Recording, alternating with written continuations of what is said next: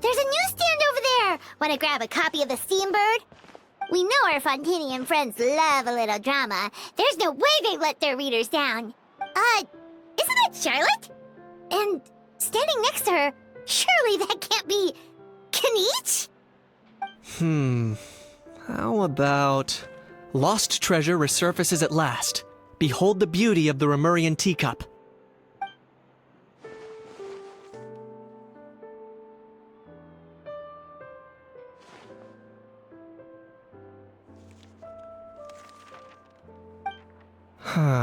Pretty shocking. But it still feels like it's missing something. Ah, got it!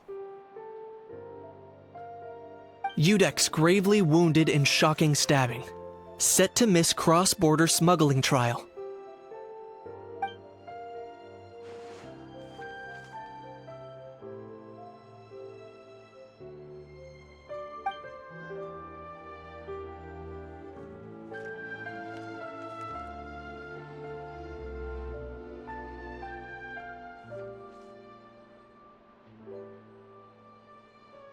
Huh? What? Did Paimon hear that right? Neuvillette was stabbed and gravely wounded? No, surely that can't be right. Can it?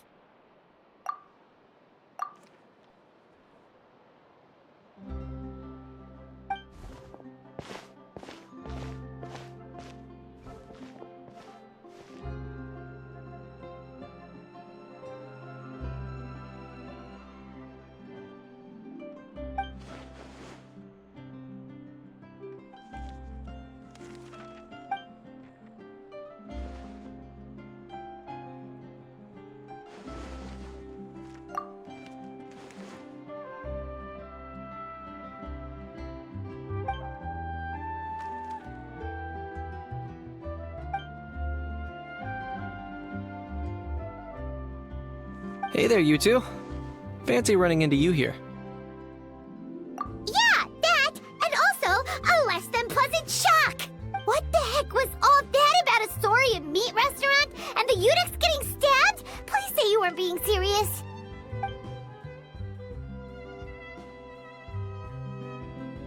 Trading tabloid headlines? Yeah. Charlotte and I were having a little contest to see who could find the most ridiculous fake news stories. Either I got lucky, or I have a knack for honing in on the most outrageous material.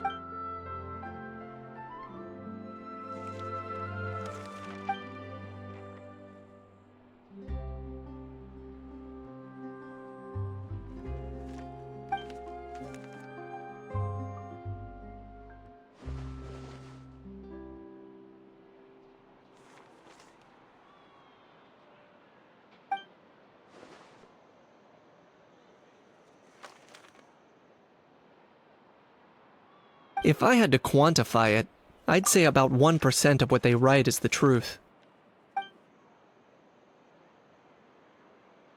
Huh? Him? Lenient? Oh, you gotta be kidding! Ah! Don't get me wrong. I'm not trying to give credit to these so-called news stories for occasionally including a grain of truth. All I'm saying is, even the wildest leaps of the human imagination are always rooted in reality. You mean all those fake headlines you mentioned actually do have some basis in fact? Sure they do.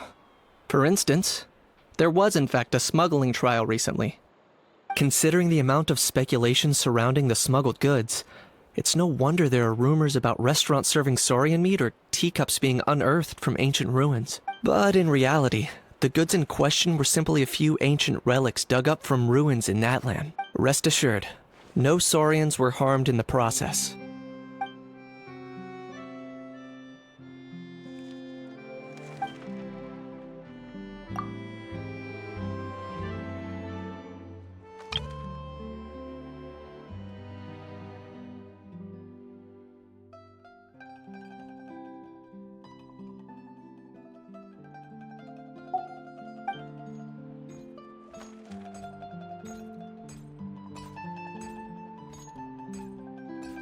Oh, okay! Paimon was so busy freaking out about those headlines that she totally forgot to ask why you're here in Fontaine, Kinich.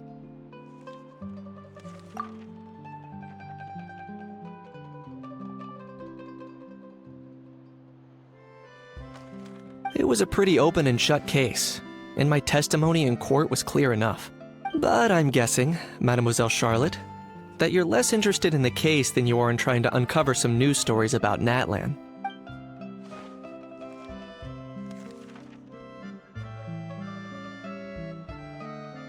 I appreciate your kind invitation, but like I said, storytelling isn't really my forte. Kaniche the speechless! Kaniche the tongue-tied! Huh? If you're dead set on doing an interview, why not talk to the Traveler instead?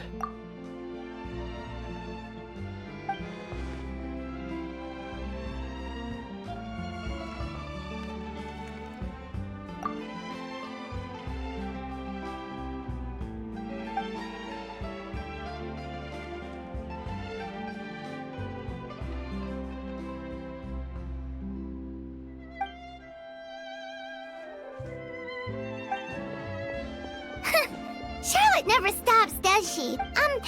Anyway, Paimon just has to ask. That how thing that popped out before, or was it a how?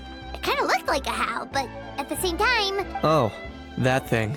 Yeah, that was a how. Huh? What's up with him? Like, he's still noisy, but he's way quieter than before. It's like he's trying to hide or something. Could be. Not acclimatizing? Aw, poor Almighty Dragon Lord is not feeling well. Too bad he can't come out to argue back. What do you mean? There's nothing physically wrong with him. It actually has to do with a strange law we learned about after arriving in Fontaine. Apparently, it's forbidden to release flying objects within Fontaine city limits during the first 3 days of each month. Paimon sure does. Paimon's been down this road before. There's an easy solution. As long as Kaniche holds onto a house tail, he'll be considered an Almighty Dragon Lord balloon, not a flying Almighty Dragon Lord. Not gonna lie, I was considering that. But a how wasn't too thrilled with the idea of huffing and puffing away in the form of a mini helium balloon. That said, it's pretty annoying how he keeps randomly popping up all of a sudden. Anyway, this morning I saw a notice outside the Palais Mermonia about an event that's set to take place outside the city soon. Something to do with filmmaking. I hear that's all the rage here. I was planning to stay here and do some exploring for a few extra days anyway, so I think I'll go check it out. It'll be a good chance to let that noisy helium balloon out. He might even learn a thing or two. If you're free, why don't you come along?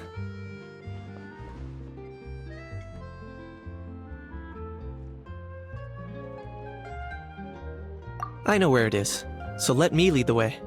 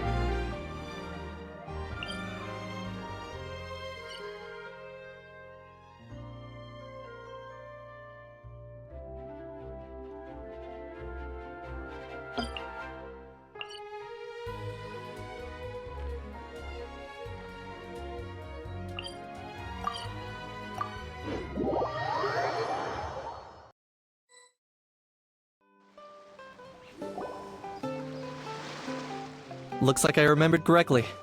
Here we are.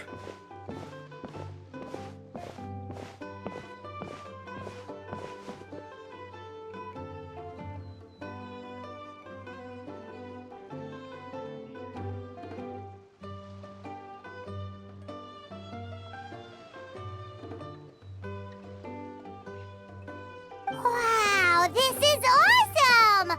Hard to believe it was just an empty beach before. Yeah, It was still completely deserted only a few days ago when I passed by on my way to testify at the Opera House. There must be some efficient workers in Fontaine. Quite impressive. A few days? One night was all it took. Rap-a-tap-tap, ta-da! But is this all it takes to blow people away? Oh, no, no, no. Given my past experience, I can't let myself get carried away.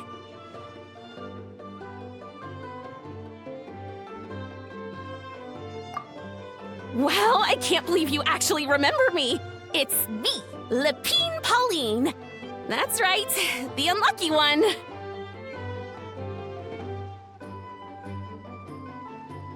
Of course! How else would we have managed to build Fantasyland in a single night? Fantasyland?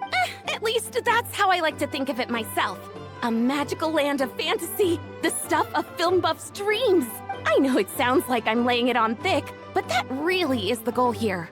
As you can see, the theme of this amusement park is Fontainian filmmaking, a place for all film lovers to come together and co-construct a world of dream. Co-construct?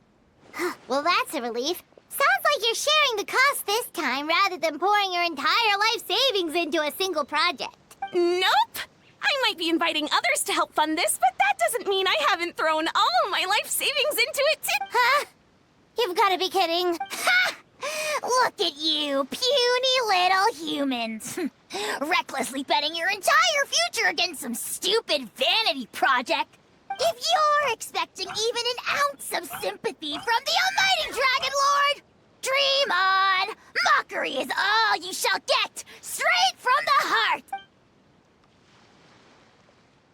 Sorry, just ignore that little gizmoid. He likes to butt in occasionally. Do go on. Gizmoid? Who you calling Gizmoid?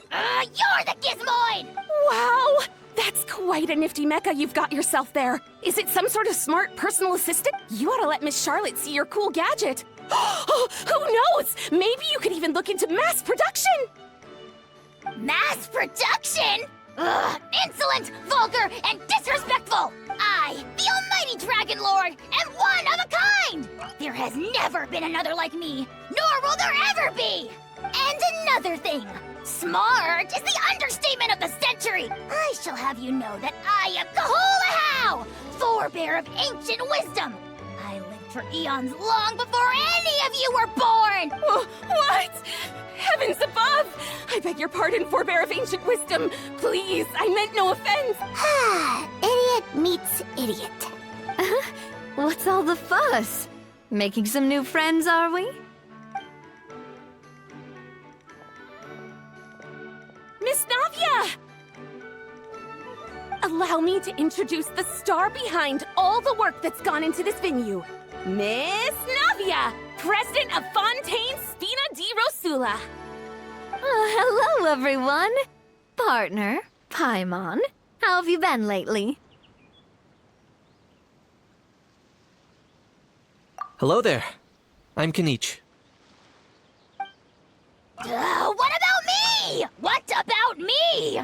My useless servant can't even give me a proper introduction. You think someone yelling their name out in the middle of a public street really needs an introduction? He's not wrong. I caught yours just now, in fact. So, you must be the almighty Dragon Lord, Mr. Ahau. It's a pleasure to meet you.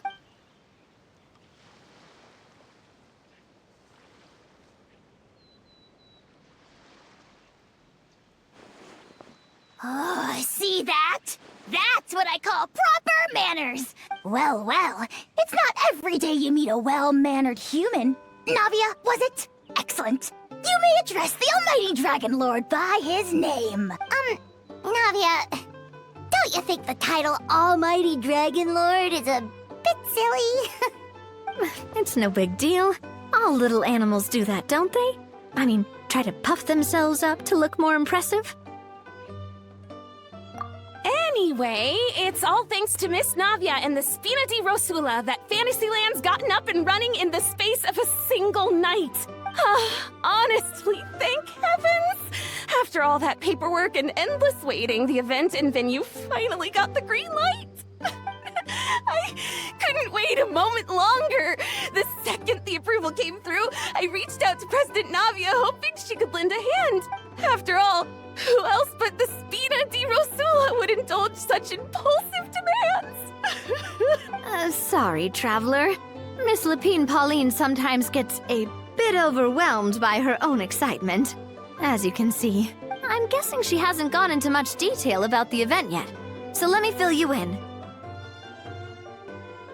In short, the Cheval Moran Film Fantasyland is a fan convention that's open to film enthusiasts from all over Teyvat. Miss Lapine Pauline is hosting this event and also providing technical support. Huh? Cheval Moran? That's right! The one and only Surintendant Cheval Moran! After much persistence and many solicitations, I finally obtained Lady Farina's permission to use the image of her close friend. Not only is our adorable mascot drawing in fans by the minute, but she's also boosting her own popularity. And that was always the goal! A win-win arrangement. It's been a while since we last met, but still, it's a surprise to hear Lapine Pauline coming out with such sensible ideas. By the way, Miss Lapine Pauline, have you decided to switch careers and go into film tech? Not exactly. By chance, one of the prototype lenses I developed caught a photographer's eye, and it's now being used for the latest cinematic productions. Thanks to this unexpected opportunity, I've had the chance to invent various film-related equipment and props. That's right. So don't underestimate Miss Lapine Pauline, our resident engineer. She's the technical powerhouse at the core of this entire event.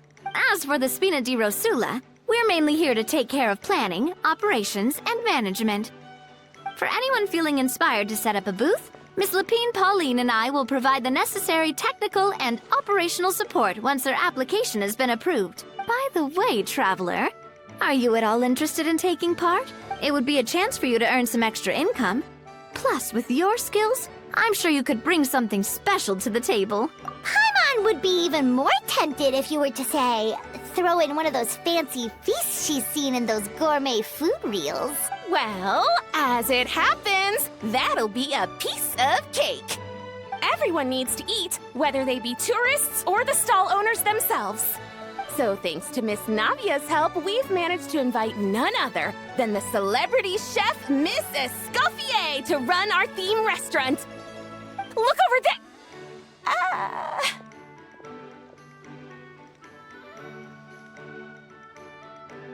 You! Yes, you! For the last time, the ingredients have to be in the right ratio! Get it right next time, or you might as well just lie down on the chopping board yourself.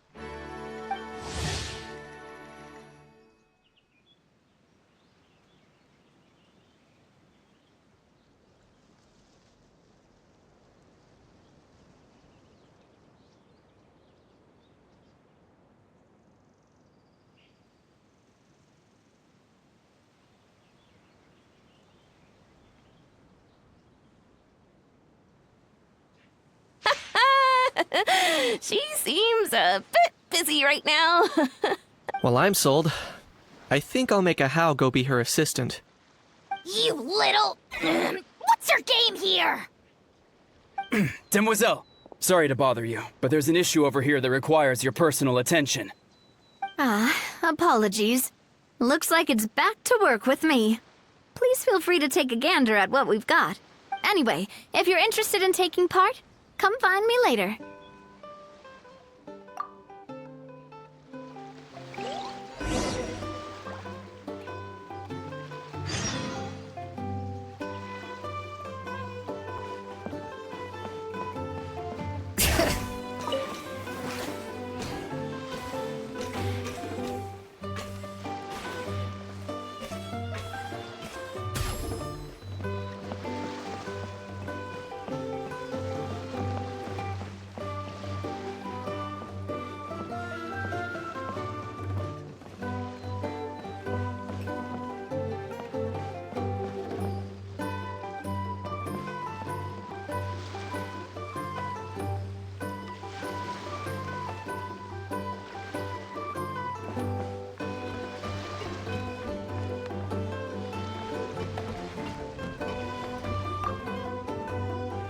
The fresh vegetables from the new batch are exceptional quality. I just wish I could say the same about the new staff.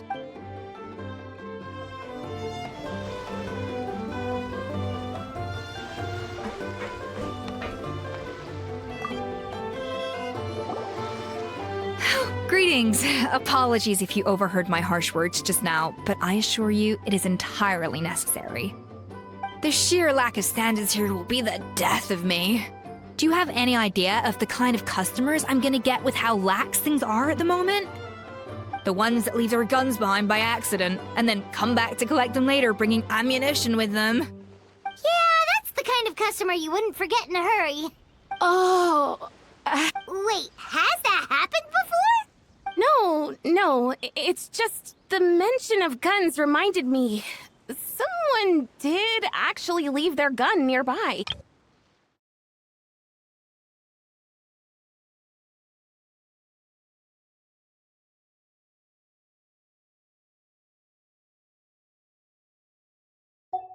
Huh? Just before we started setting up, as we were cleaning up the site, someone stumbled upon a mysterious locked box. It didn't look like something from Fontaine, though. It had more of a Natlanese vibe. Oh?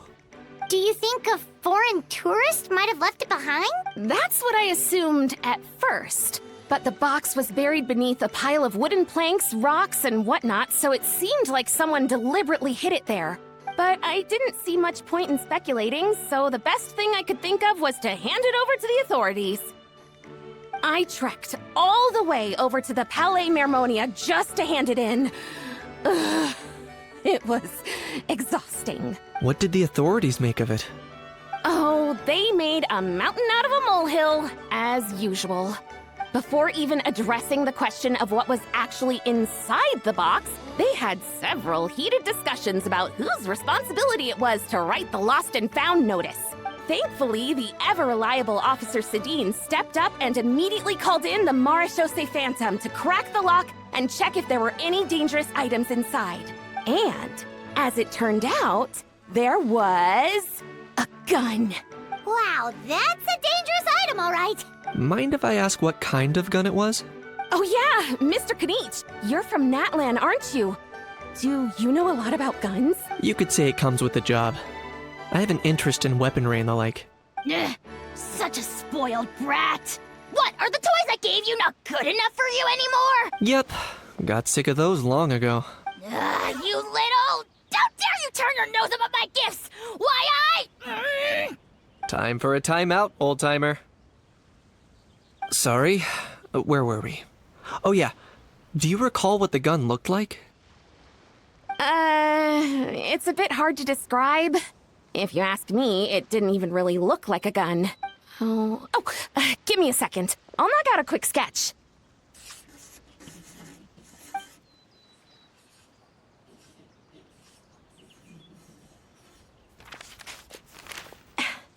Something like this.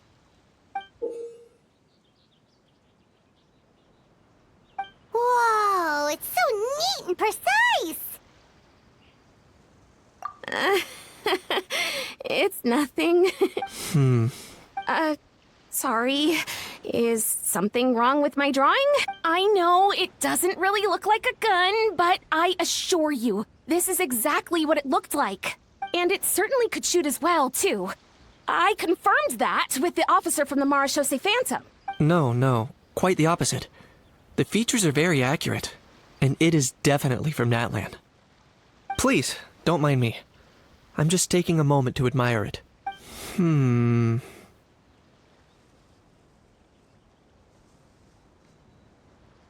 I should be the one thanking you. Thank you, and everyone else for your support. Don't mention it. Besides, we haven't really done anything. Not at all! The buzz and excitement you guys bring is exactly what this event needs! Oh dear, I'm starting to feel a bit guilty watching everyone else toil away. Guess it's about time I got back to work too. But just before I go, one last thing. Traveler, it's wonderful to see you. Here's to a successful collaboration!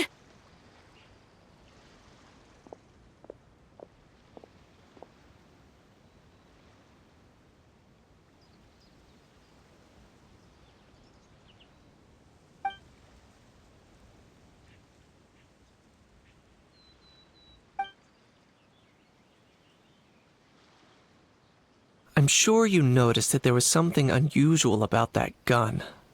Correct.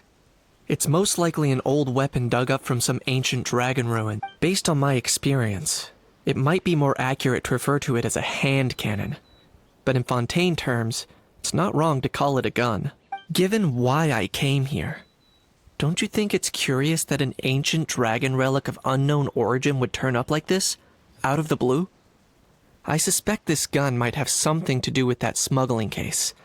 It might have slipped through the cracks. Time is of the essence, so I'd like to head over to the Palais Mermonia to verify my suspicions.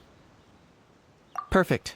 Then we can head out right away. Or, if you want to catch up with your friends first, I can wait.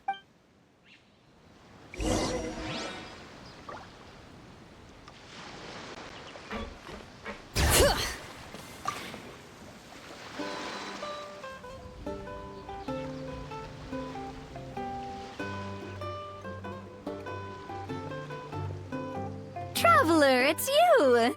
Ready to join the Cheval Moran Film Fantasyland crew? No problem. We'll be ready when you are.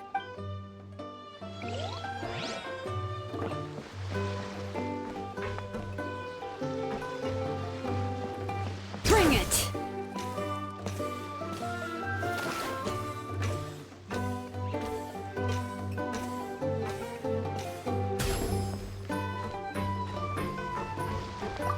The fresh vegetables from the new batch are exceptional quality. I just wish I could say the same about the new staff.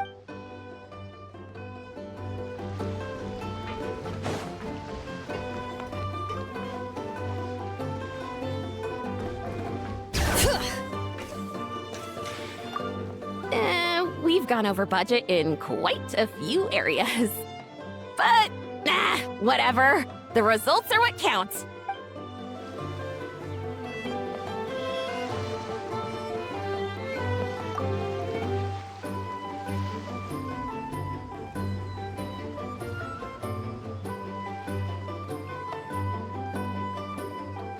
Traveler, it's you! Ready to join the Cheval Moran Film Fantasyland crew?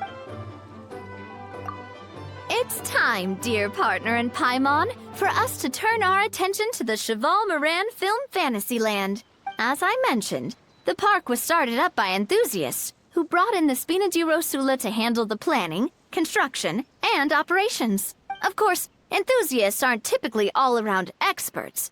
They usually stick to designing the event booths. We, for our part, handle long-term operations and develop standardized strategy guides for the different activities. Long-term operations? Strategy? It all sounds so complicated. We spend most of our time adventuring, and we barely have any experience running a stall. Do you think we can handle this? That's more like it. You've seen it all before, haven't you, partner?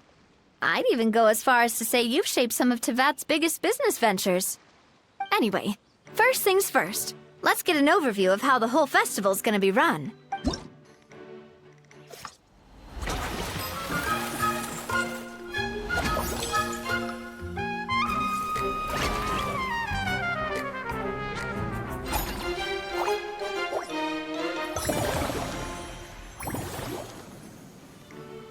As you can see, our Fantasyland's a bit like a sugar-free macaron right now. Several areas are still under construction. The Spina's only been able to hire a limited number of craftsmen. Besides, we don't have enough experience to handle multiple projects simultaneously. That's why I chose to adopt a time slot-based planning method, so we can focus on specific tasks during each designated period.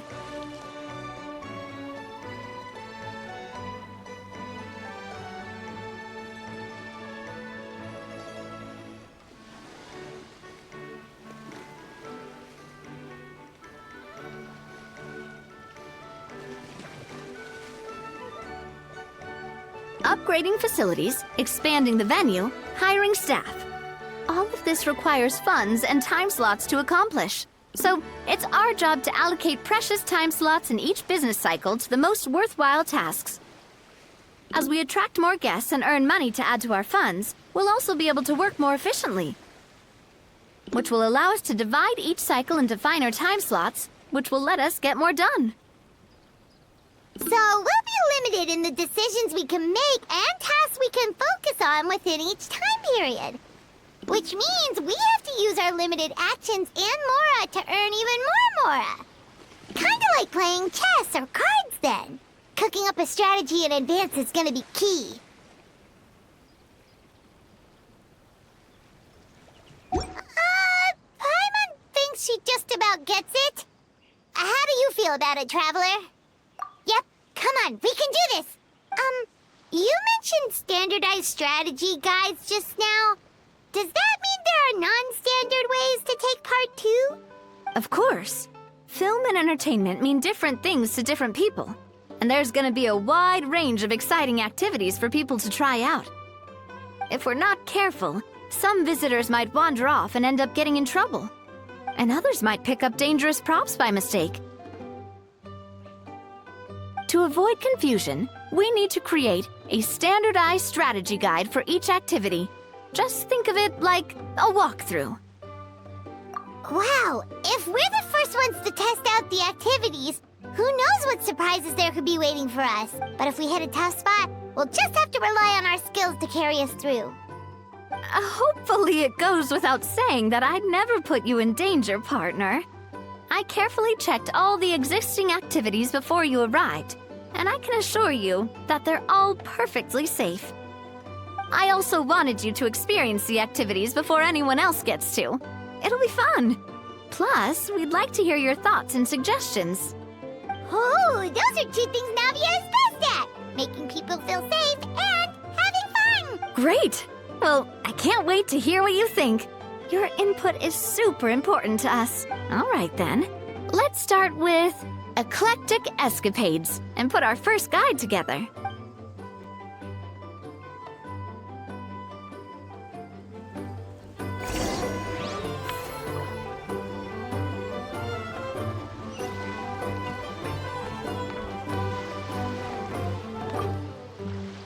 All right, then. Time to try out Eclectic Escapades. I'll leave the strategy guide to you guys.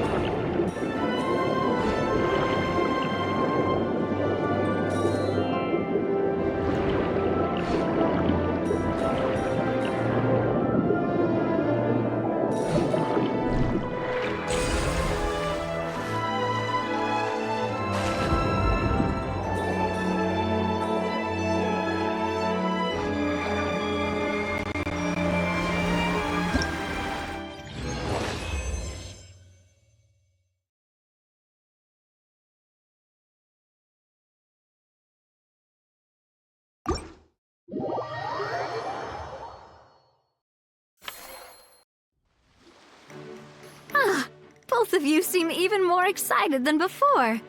Looks like your first trial run didn't disappoint. Paimon hasn't actually watched that many films, but after trying it out, she might just be hooked! We should check out the film that it's based on!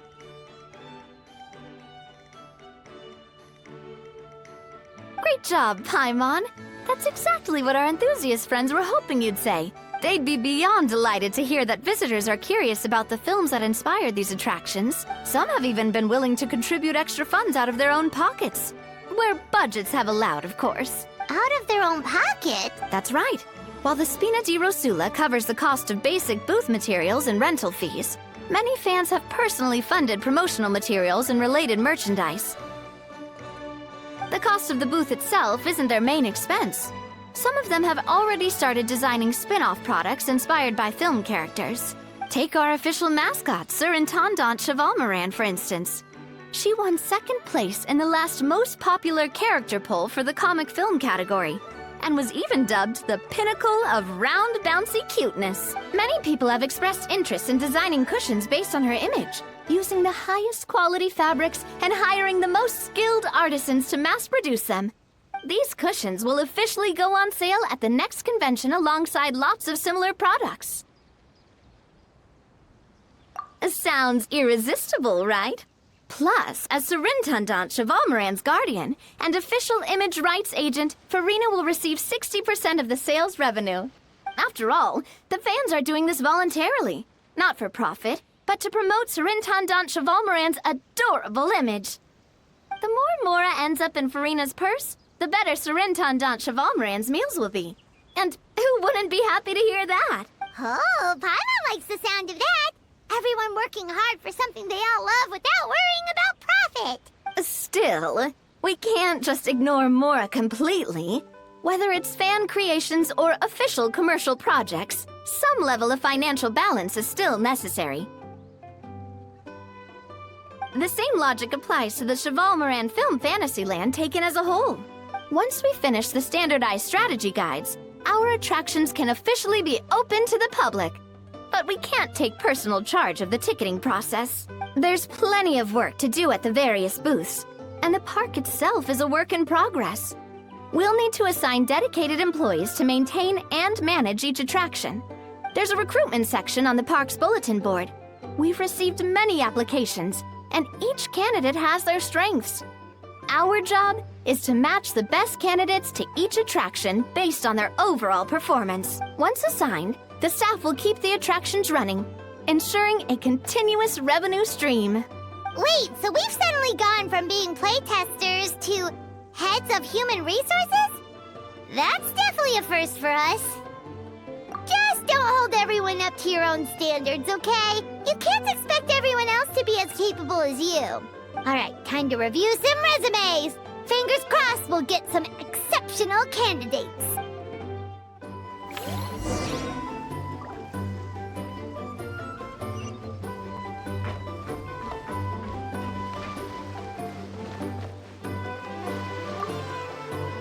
When reviewing resumes, pay attention to each applicant's area of expertise.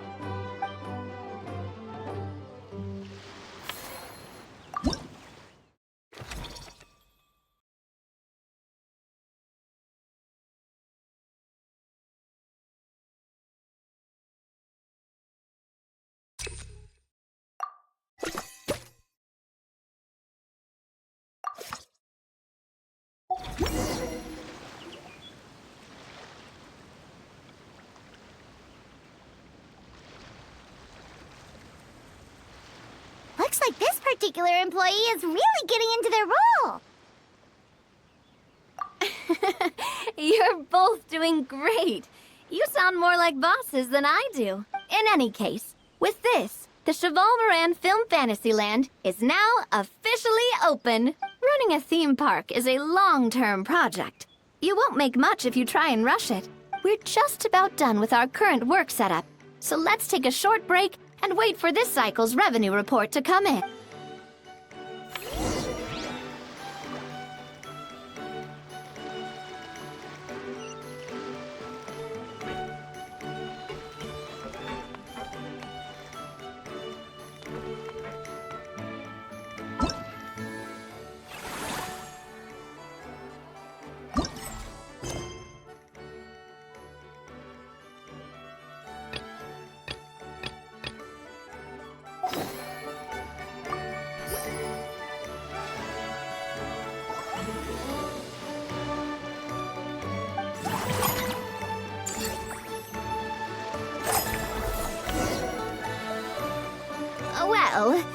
numbers might not look that impressive, but given that we're just getting the ball rolling, I'd say that wasn't a bad start. Building on this momentum, we must consider rolling out more unique business strategies during the next cycle. To draw in the crowds, I've invited one of Fontaine's very own celebrity chefs, my good friend Escoffier. She'll be performing right here in the amusement park's restaurant. On that note, let's go catch up with her. So, is the restaurant part of our business strategy too? There are so many layers to this operation.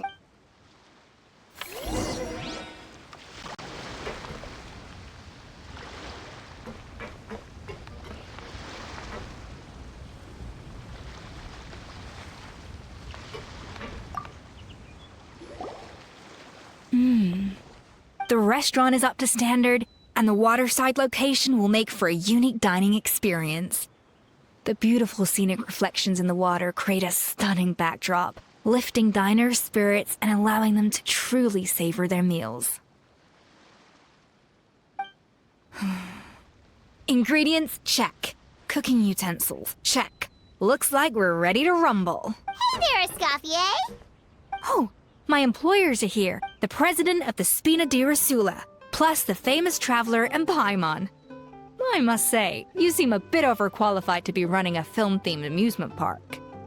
I'd say that if anyone here was overqualified, it would be the former head chef of the Hotel de Boer.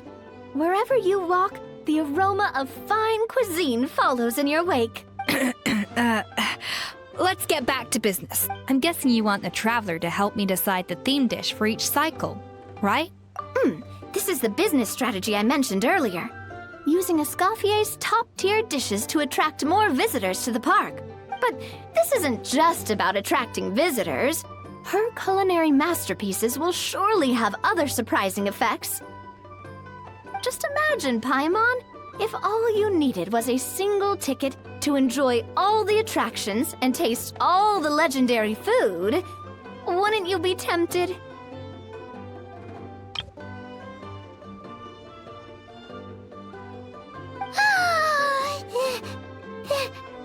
Then Paimon come every single day. Now, here's the twist. To get the most out of this strategy, the menu can't be made public. Based on research by a certain food branding consultant, many restaurants have started offering a special chef surprise dish. So give me some inspiration every few business cycles, and I'll decide on our next theme dish. Now then, give me your hand.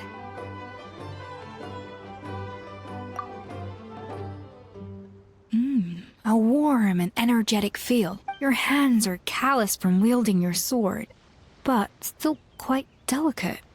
When you grasp its hilt, it's like you're holding the bow of a violin. A sword, then. The theme this time shall be strength. All right, let's find out what strength looks like in gastronomical form.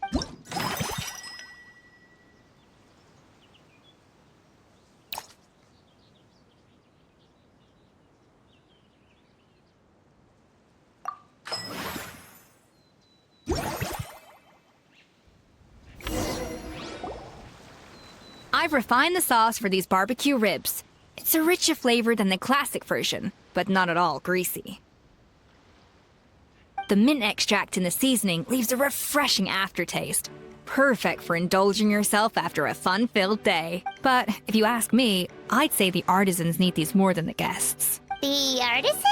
As I'm sure you've noticed, this park isn't quite finished. A serving of these barbecue ribs should help the artisans replenish their strength much more quickly. As their bosses, you have an obligation to provide meals for them. So why not invite them to dine here? Who knows? The morale boost might even improve their productivity. Oh, if I recall correctly, you once served up some special fish and chips for the porters over at the Fleuve Centre. For several days after, the workers were all incredibly efficient. They'd finish 8 hours of work in just 5. And then, because they clocked out early, they'd come back completely refreshed the next day. Then there's no time to lose. Go invite the artisans over while these ribs are still hot. I'll prepare some side dishes and dessert. That's a great idea! You really live up to your reputation, Escoffier. Looks like these themed dishes are gonna make a huge difference after all. We'll have to make sure we check in with you regularly. The artisans are pumped and ready to roll thanks to that themed dish. And perfect timing, too. Let's take this chance to take the facilities of our eclectic escapades to the next level. That unique aroma. I wonder how you'll inspire my cooking this time. All right then, I'll just go with the flow. It's about time for a fresh new flavor.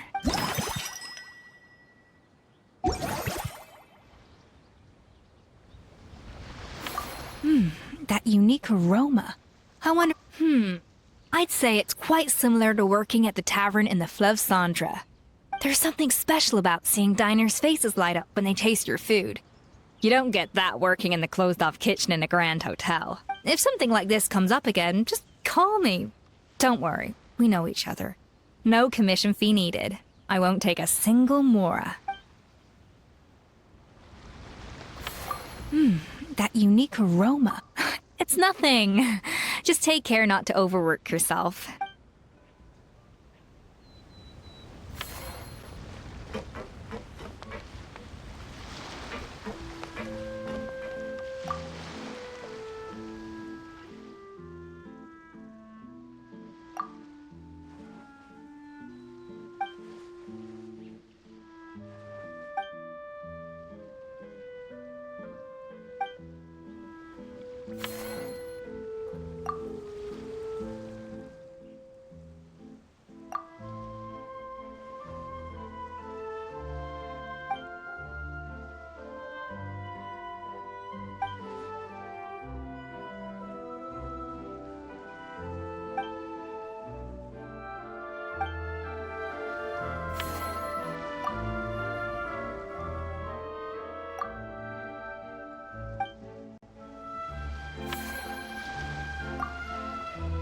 Now that everything's going smoothly, it's about time we upgraded our facilities.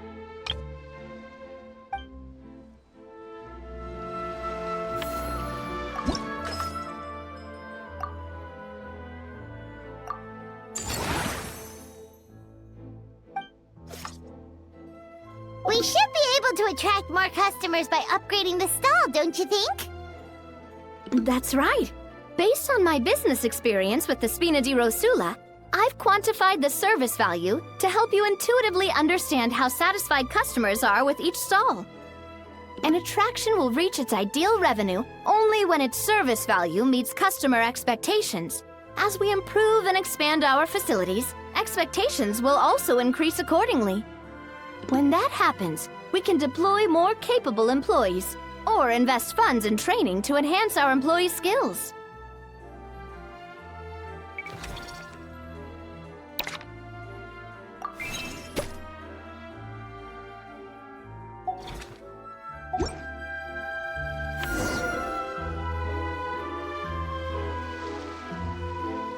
Whew, that should be everything. Looks like you've pretty much mastered how to run this park. Huh? Have we really? Thinking about it, we have learned quite a lot, haven't we? Oh, not at all. I wouldn't say I taught you much. Your intuition's been guiding the way mostly. I imagine long-term operations sounded like a scary prospect the first time I mentioned it, huh? But don't let that scare you. Just break things down into smaller steps and tackle them one at a time.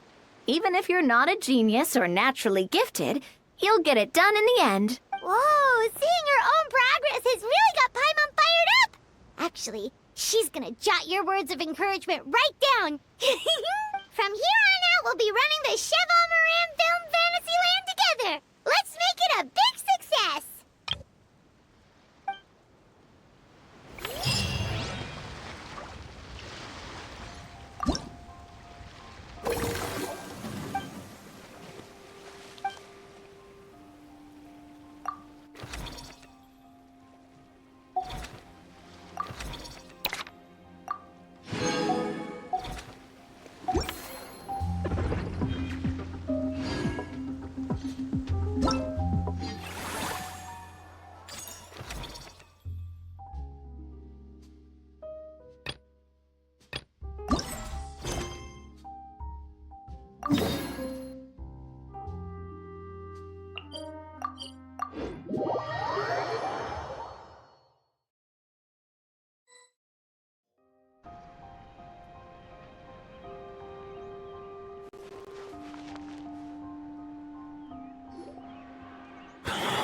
Oh, man.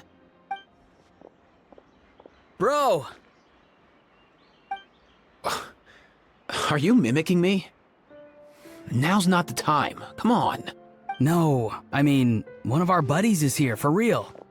Quite a few of them, actually. Aurora and Aoife, what brings you to Fontaine? Huh? How come you're... Ah, I'm guessing Kanich is here because of that international smuggling case, right? I've heard quite a bit about that. Word sure gets around quickly, huh? First time abroad and you're already making headlines. Oh, stop it. It's not like I was the center of attention. Wasn't expecting to see the Traveler and Paimon here too, though. Come on, Aoife. Huh? A traveler, by definition, is someone who travels around. Fair point. Anyway, back on topic. Wait a second. I lost my train of thought. What were we talking about again? Why, you're all here, of course. For vegetables. Kakuku. Huh? I'll go first. It's for the Chevrolamine Film Fantasyland. Wait, is that right? It's Cheval Moran. Ah, right. I keep stumbling over that one. Guess I owe Cheval Moran an apology, even if she's not here.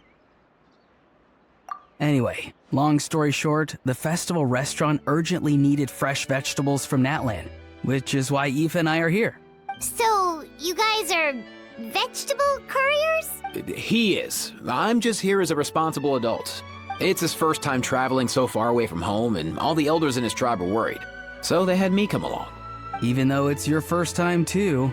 Right, but they still picked me to accompany you. You gotta wonder why that might be.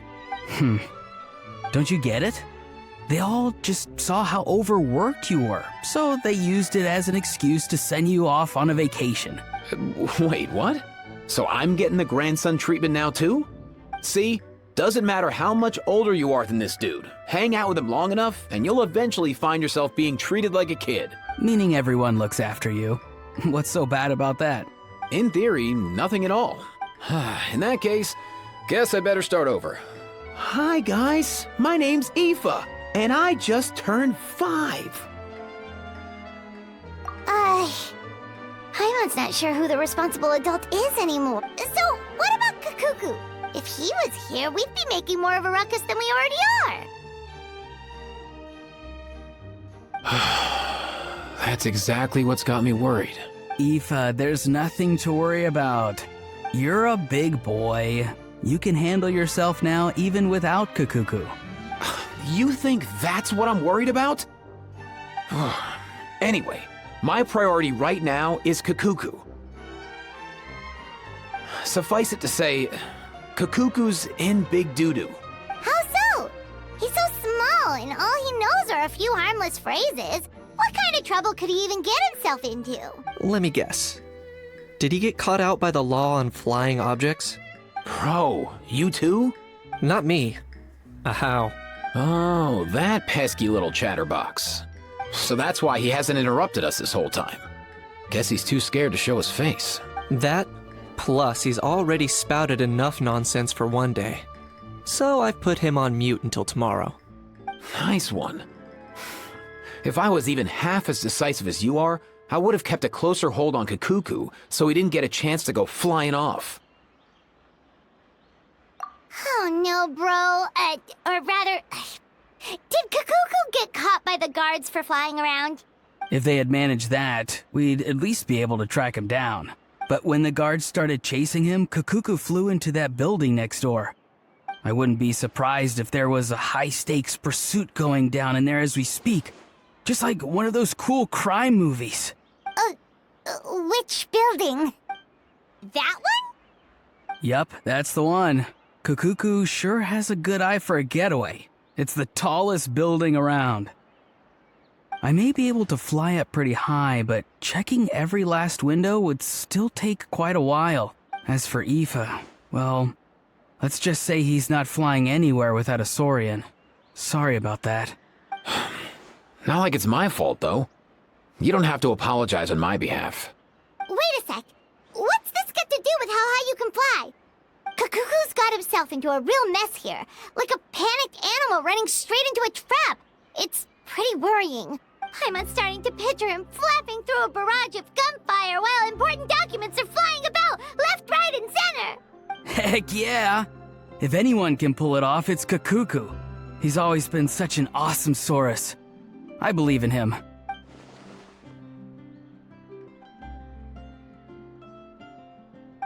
For real now? Do you even hear yourself, bro? Of course I'm for real. I'd never make light of something like that. All right.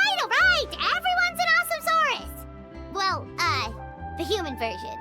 But our priority right now should be to go in there and check up on Kakuku. Leave it to us.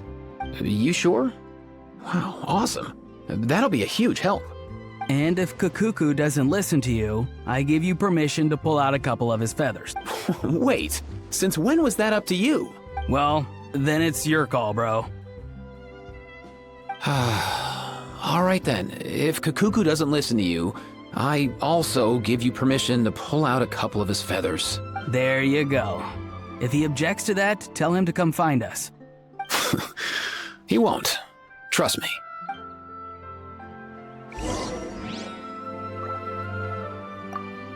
Back when we first met Kakuku in the wild and I begged you to take him under your wing, I never imagined you'd end up spoiling him rotten.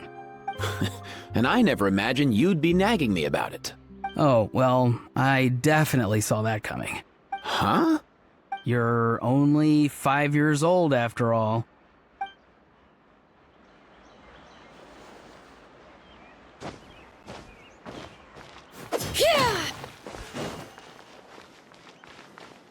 I have to keep an eye on the deployment of guards.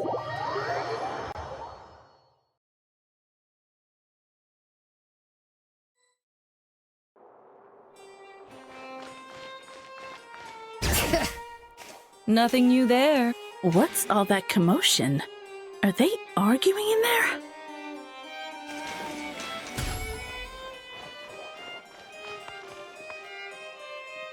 The food in the cafeteria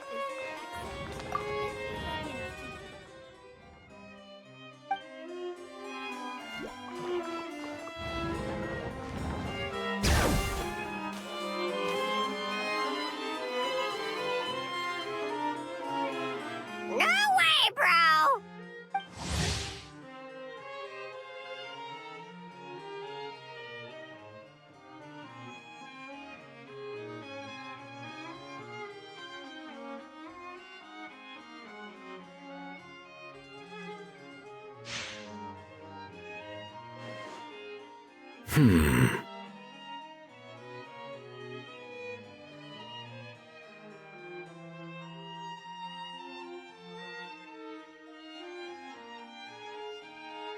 Did he say he came from Natlan? No. Get out of here!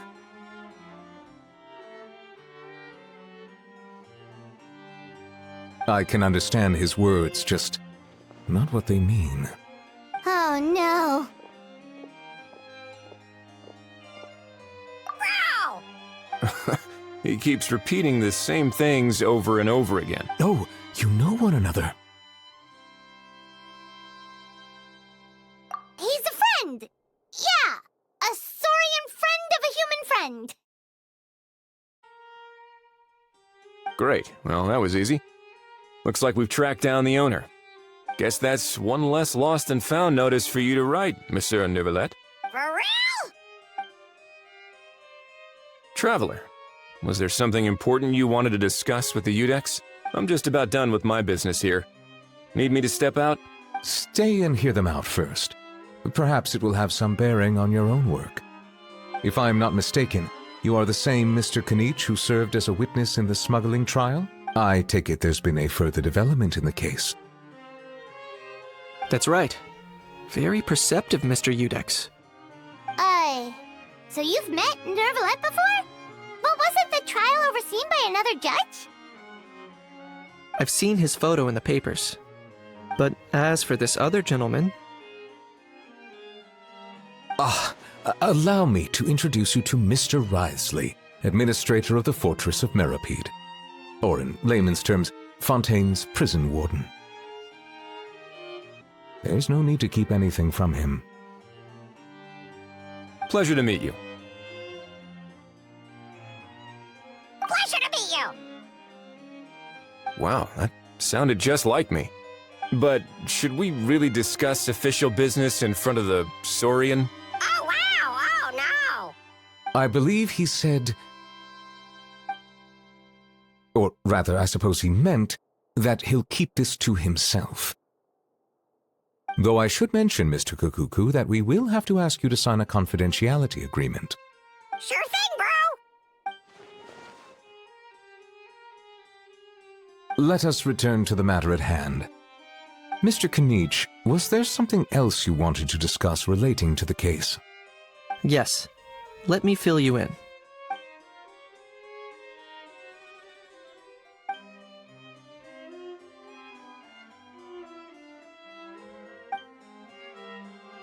Wow! It really is exactly like Lapine Pauline's sketch! That must be all that practice drawing engineering blueprints, huh? So if it's true that this weapon came into Fontaine alongside the contraband from the smuggling case, then there's a high chance we overlooked a suspect. That's exactly my line of thought. I see. Mr. Kanich, thank you for reporting this promptly. I'll arrange for the Marechaussee Phantom to investigate right away. We should begin by questioning the prisoners in custody. Wriothesley. I'll sign off on the interrogation request. Don't you worry. That would be much appreciated. It's lucky that the Palais Mermonia wasn't scheduled to release any public bulletins today, and that this guns lost and found notice hasn't been written up yet. In other words, the news hasn't leaked. I'll be staying in Fontaine for the time being. If there's any progress in the investigation or you need my help, feel free to reach out anytime. Yep, we were just about to go help out with Lapine Pauline's convention. If there's any news, we'll keep you all posted. Marvelous. Thank you all. Well then, all that's left is to...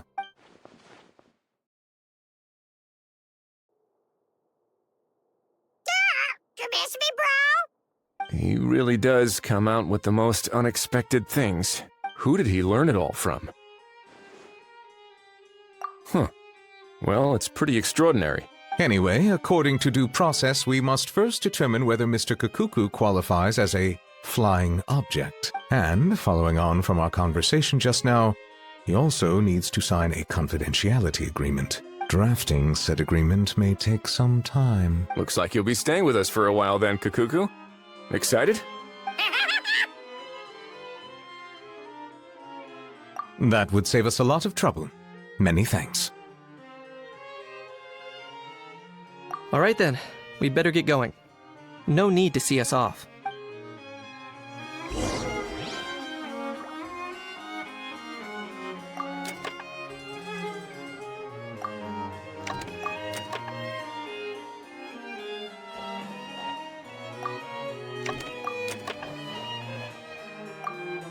I know you mentioned a while back that people from Nadland would soon start showing up all over the world, but I hadn't expected anything like this. It seems no matter where they come from, all dragons are inquisitive by nature. You can say that again, bro! The same might well be said for humankind. The real reason you chose to stay to investigate this case was your curiosity about Natlan and Mr. Kukuku, was it not? Guilty as charged. Nothing gets past you. So, how about we take this opportunity to chat a little more? We've got the world's best translator on hand, after all. Sure thing, bro!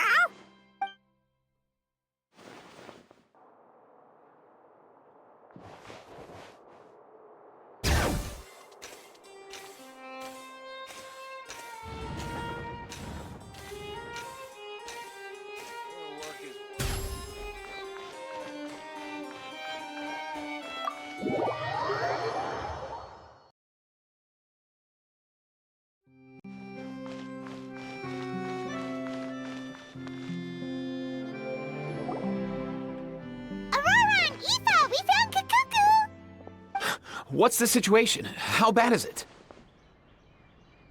Oh no.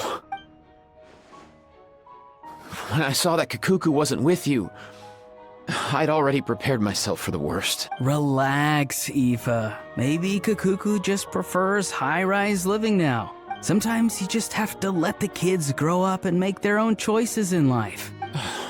For real now? Do you even hear yourself, bro? It's not that bad. Kakuku's fine. Still very much alive and kicking for starters. He hasn't been arrested either, so no jail time. See? You're not exactly reassuring me here. As for the bad news, well, it's really not that bad. Kakuku accidentally overheard some top secret stuff, so he has to stay at the Palais Marmonia for a while to sign a confidentiality agreement. But there's no need to worry. The person in charge of looking after Kakuku is super nice, so he'll be absolutely fine. All right. That doesn't sound too bad after all. Wow, hearing that's put my mind to rest. But based on my understanding of how things work here, the ban on flying objects should be over by the time Kakuku actually gets out. What a shame. Oh well, I guess we'll just have to go have some fun without him. You don't look disappointed in the slightest. Anyway, Auroron and I will be staying in guest rooms upstairs at the Hotel de Boer for the time being. Feel free to drop by if you need us. Yay! Problem solved! All right, let's catch up another day.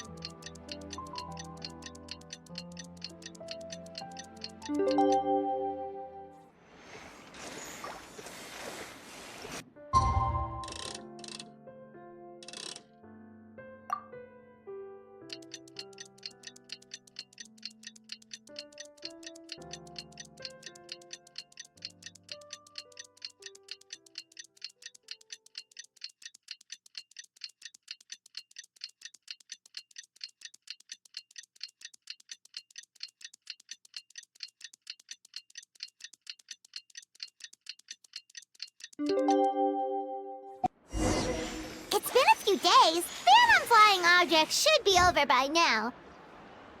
Let's head over to the Palais Marmonia to see how Kakuku's doing.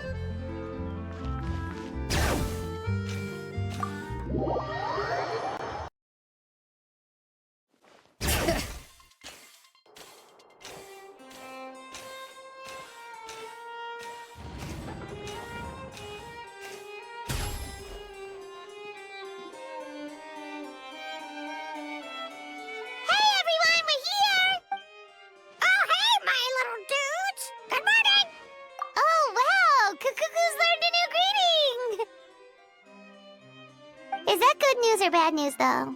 Sorry, I did everything within my power. But so far, I've only managed to teach him how to say good morning. Wait, so that's all you've been up to this whole time? Get out of here!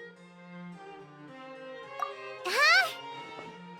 Okay, so good mornings aside, please tell Paimon there's been some other progress, too. Of course. That's why I'm here. Kakuku's not the only one that Mr. Ridesley's been getting to talk. I'm referring, of course, to the convicts. It was nothing. These guys weren't exactly tough nuts to crack. So, what's the deal? After racking their brains, they remembered speaking to an inconspicuous middle-aged man just as they were preparing to pack up and leave Natland. He was dressed in the manner of the Children of Echoes and carrying a box. Plus, the description matches the one the gun was found in. All in all, he didn't look any different from your average Natlanese traveler. Perhaps seeing that they were dressed as merchants, this man stopped for a chat, inquiring where their goods were headed, and even asking if they could share a boat. The smugglers were very cautious, though. They didn't tell him any specifics, but all this happened before I crossed paths with them. I happened to notice them as they were preparing to set sail. I thought they looked shady, so I snuck aboard. and ended up being carried along all the way to Fontaine.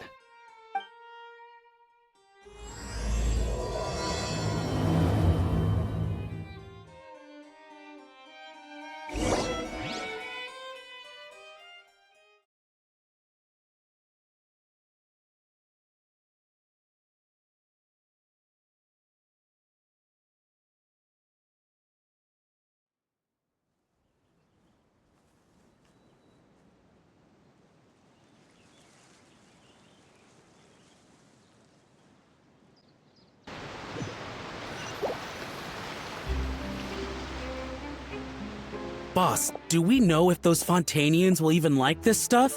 What if we can't shift it? And that's why we call you a rookie. It's all supply and demand, kid. Supply and demand. Natlan's foreign trade is just starting to lift off. There'll be a market for it, you'll see. That's right. So stop giving the boss trouble, rookie. Just do your job and keep an eye on the goods. Are they merchants? Have they come to Fontaine to do business? Scarred face. Calloused hands. On closer inspection, the fabric looks worn at the knees and elbows, and his fingernails are dirty. Not exactly your typical merchant. Could he have previously been a warrior? Or even an adventurer? Something feels off. I'd better sneak up and get a closer look.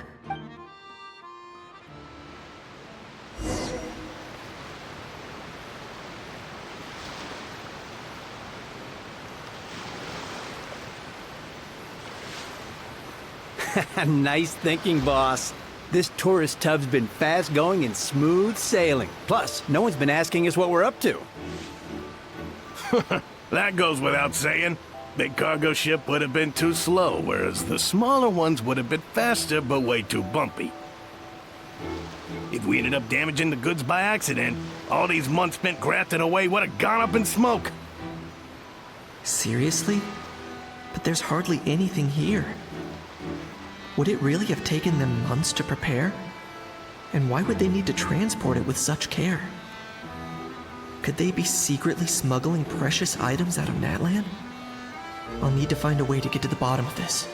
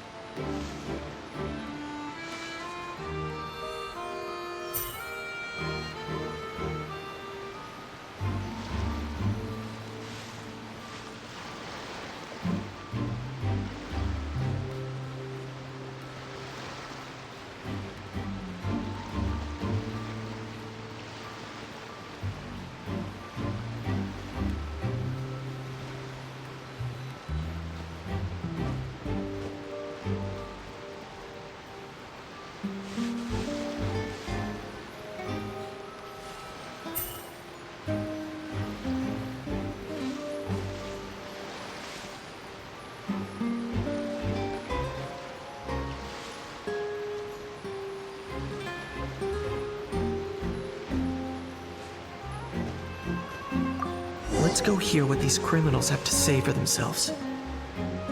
Sure enough, there are relics inside the box. It's illegal to smuggle such items outside Natlan. Hey, why the long face?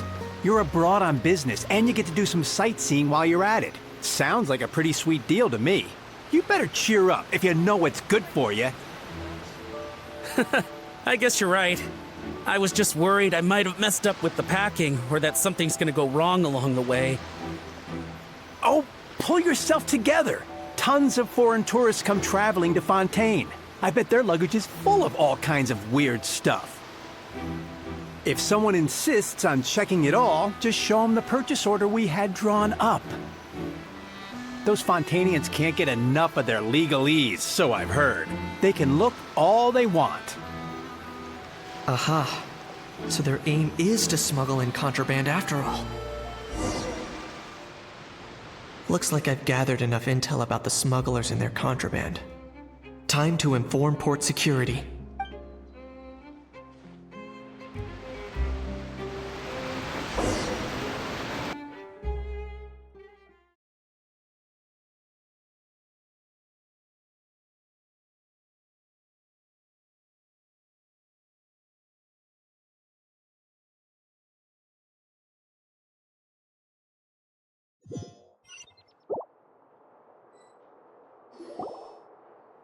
So anyway, that was when I went and told the Fontanian guards about my suspicions.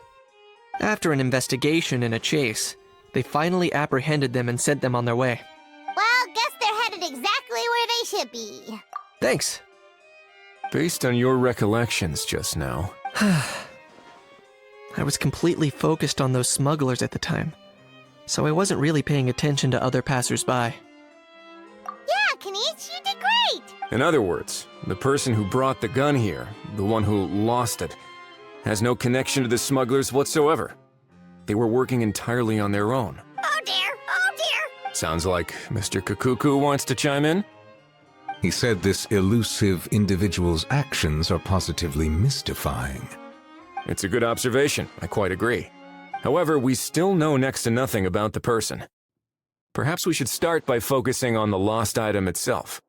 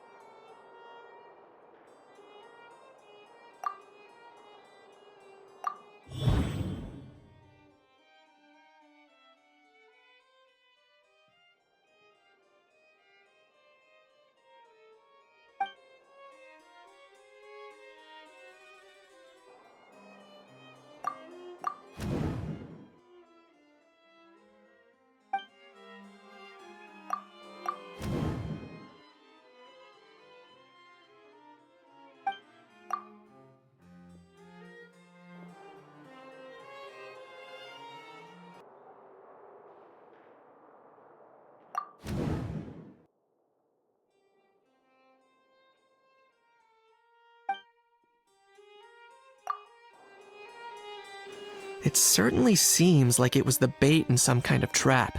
The only question is, why wasn't the bait made more conspicuous? Has something sprung to mind? I just remembered a film I watched this one time. Huh? Oh, wow! No way, bro! Hold on, let me explain. Just now, the traveler speculated that this box might have been placed there on purpose, as if the intention was for someone to come pick it up. That got me thinking about those films about kidnapping cases. When they demand their ransom, the kidnappers tell the victim's family to leave money or valuables at a designated spot for someone to come pick up. That doesn't merely happen in films. There have been similar cases in real life. In fact, if anything, it's probably the real-life events that inspired the films. Sounds plausible. Ooh. Wait.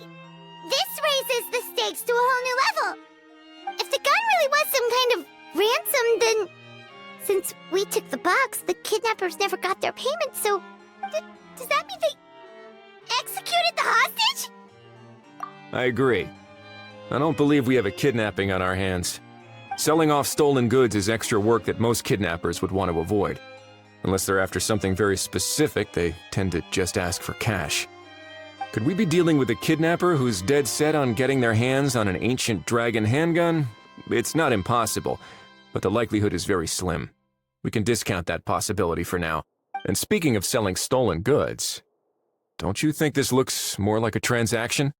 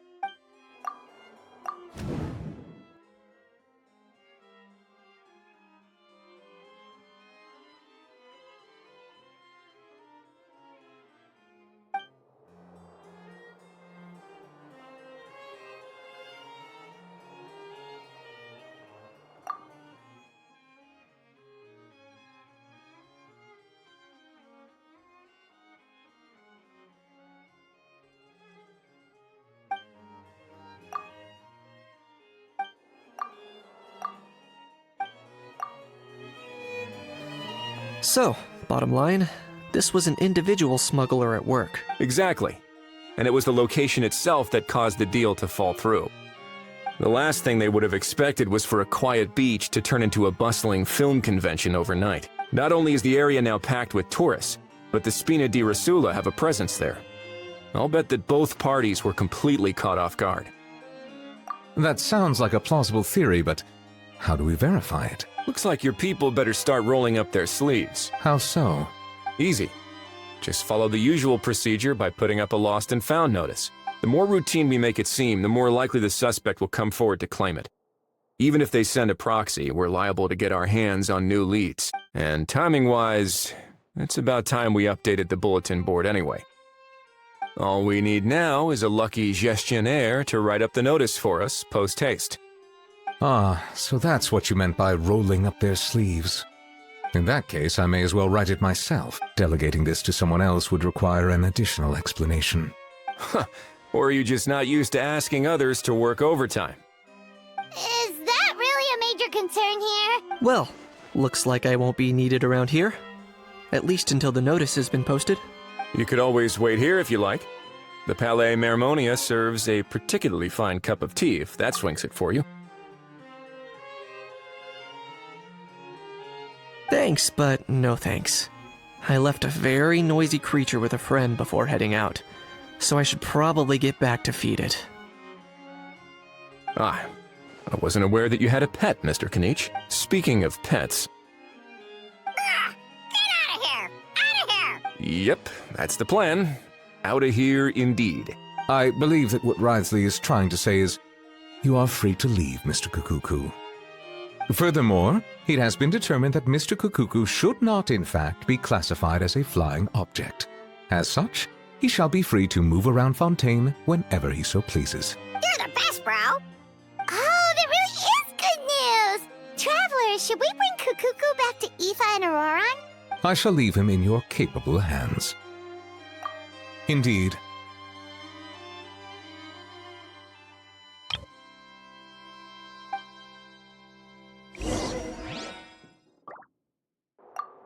Ah. You know, all this has made me realize that I'd quite like to have a pet. If that proves inconvenient within the fortress of Meripede, perhaps you should consider finding a place in the court of Fontaine. That actually sounds like a good idea. In the past, I always dismissed the idea of buying a property in the city. The prophecy about the floods meant it never seemed like a worthwhile investment. But now... This might be a good time for you to re-examine the documents I gave you regarding your title as Duke. Huh? Citizens with honorary titles are eligible for certain benefits when purchasing property in the court of Fontaine. Really? How about this? You read through your documents from start to finish, while I write up the lost and found notice.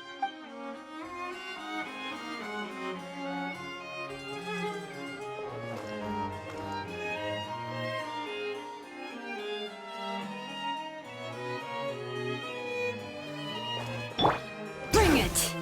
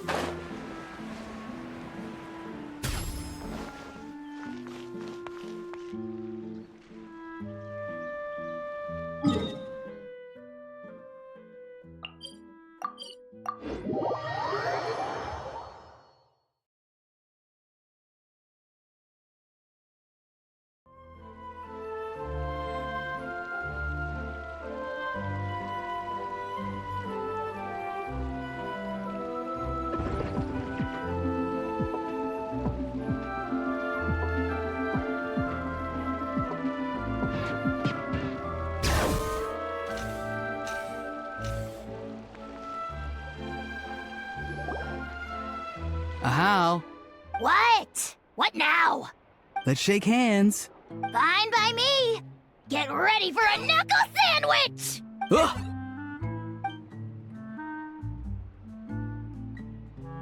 Oh, nice dodge. Paimon feels strangely inclined to keep a safe distance. Did you miss me, bro? Cuckoo, you're free! Ugh, Not you again. Nope, didn't miss you in the slightest. Hey, Gramps. And hey, Paimon and Kanich. It's good to see you all. Thanks for bringing Kakuku back. Get it away! Get it away from me! Nice to meet you, bro. Who are you calling bro? Say that again to my face! I dare you. If you've got the energy to argue this much, you're clearly not hungry yet.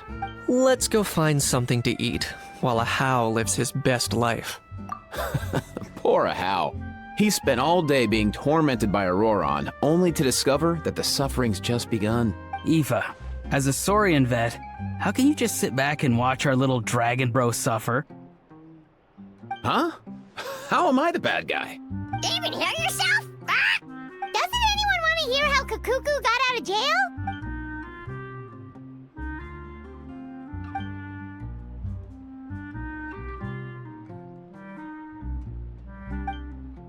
Don't lose hope, How. By the same standard, you have freedom of movement now too. You're still in the game? Same standard? I will not be held to the same standard as that thing! That's right. You won't. As far as I understand, the Palais Mermonia will want to assess your case on its own merits before they grant you freedom of movement.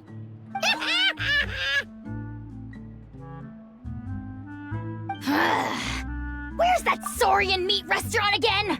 I'm gonna march that little pink balloon right into the kitchen! Yeah, good luck with that, bro. You'll be putting your own neck on the line, too. Also, there's no such restaurant! Anyway, thanks for looking after a How, guys. I'll take over from here. Why you? Between the two, Kakuku wins the cuteness competition hands down.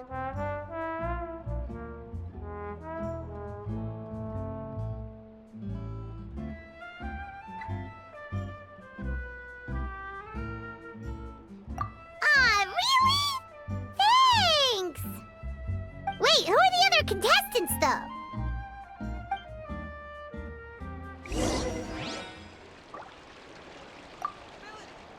So now that our crew's back together again, what's our next move? Oh, how about a game of rock, paper, scissors?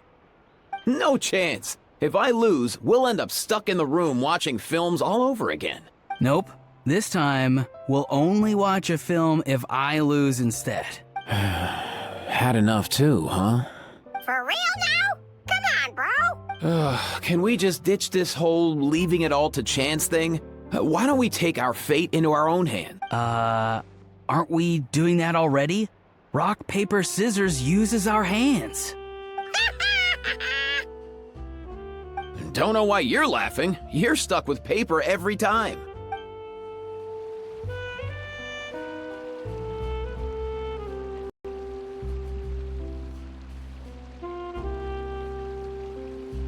So now that our crew's... Oh!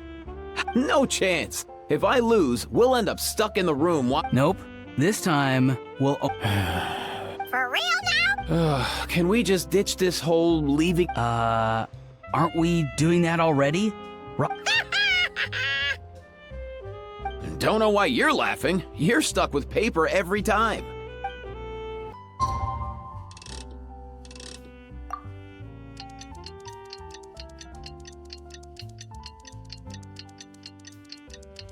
The lost and found notice is up! Maybe we should go hang around the Palais Mermonia to see if anyone shows up to claim it.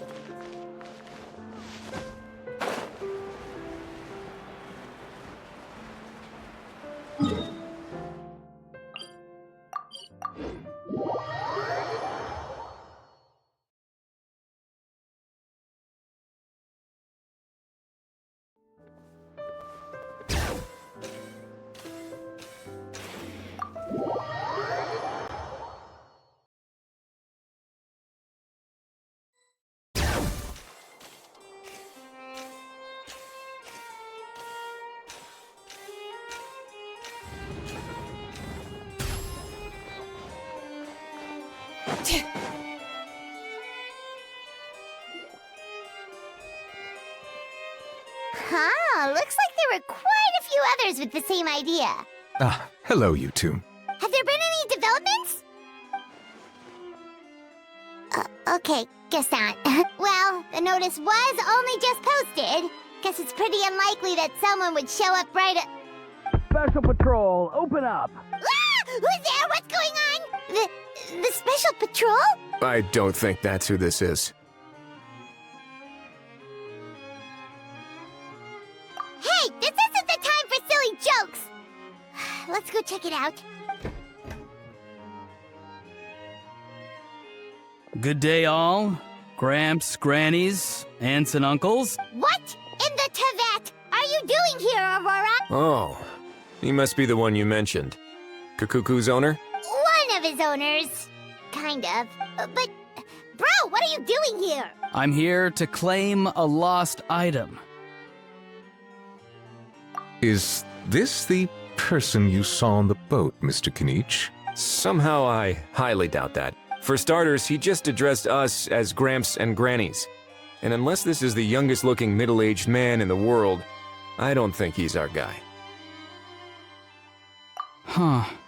Was there something wrong with my door-knocking etiquette? That's how they do it in all the film. That's not door-knocking etiquette. That's the Special Security and Surveillance Patrol doing their job. Completely different things. Oh, I see. I figured it was just a polite way of requesting entry, to show the people inside you had something important to discuss. Oh, sorry about that. I totally goofed that one up. Give me a moment. I'll go back out and try again. So, Roran, you said you were here to claim a lost item. What did you lose? Yeah, so basically...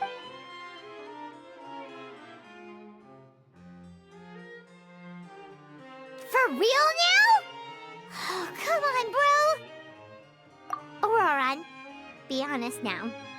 Were you the one who lost this? No, it belongs to a friend. So it belongs to Aoife? Of course not.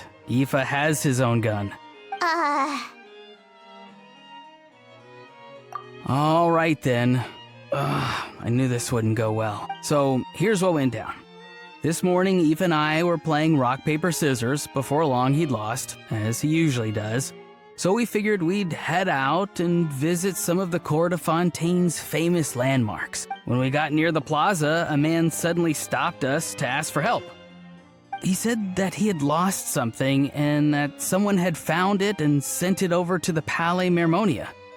But apparently he used to work here and was worried it'd be awkward bumping into his old coworkers, so he asked us to pretend to be the owners and claim it on his behalf. You didn't manage to keep that pretense up for long. It's fine. I'm not the one who feels awkward anyway. So, a former employee of the Palais Mermonia. Was this individual a Fontaine native? Yes, at least I assume so. He looked like a well-dressed gentleman to me. We were about to refuse, but he was so polite. Could it have been a disguise? Oh no. Auroran, Paimon thinks you've been tricked. This person might be in cahoots with the bad guys. Oh, maybe he already took off and escaped as soon as your mission went pear-shaped. No way. I'm not that dumb. Huh? He's not going anywhere. Aoife and Kakuku are keeping an eye on him over at the plaza. Keeping an eye on him. I like the sound of that. In that case, let's hurry over to where Aoife is. Time to catch that con man and find out what's really going on here.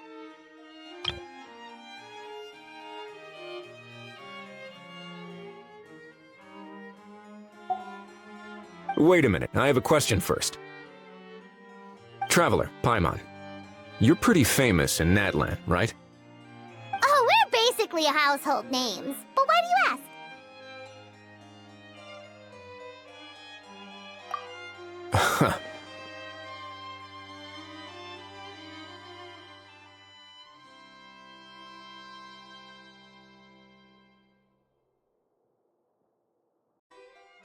Would that be a problem? Remember when I said that the seller might be watching in secret? If so, then picking Auroron to do their dirty work was a careless mistake on their part. It suggests that the person who got Auroron to claim the item might not be fully in the know themselves. There are plenty of unanswered questions, but standing around racking our brains won't help. However, I still suggest that the famous faces among us, meaning the Traveler and Kinich, oh, and of course, Monsieur Nivelet too, stay here for the time being. We'll empty the box, give it to Auroron, and then he can claim the item as if nothing happened.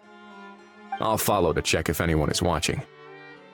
I doubt anyone would recognize me anyway, so I shouldn't draw too much attention. I think this plan is worth a try. I shall leave it to the pair of you. So, I have to go undercover again, right? Well, not exactly undercover. Just drop the special patrol persona and be yourself instead. Roger that. Over and out.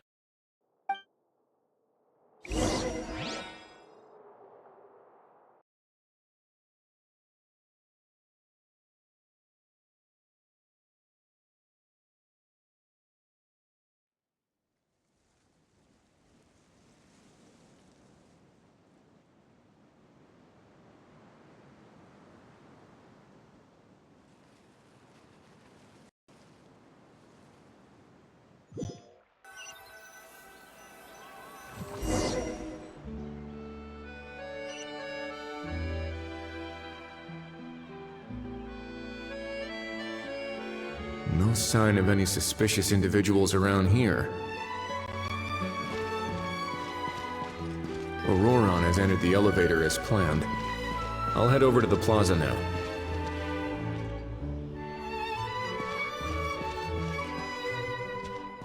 Which is more valuable, unlimited mora or unlimited time? Auroron's taking the elevator. I should take a different route to the plaza.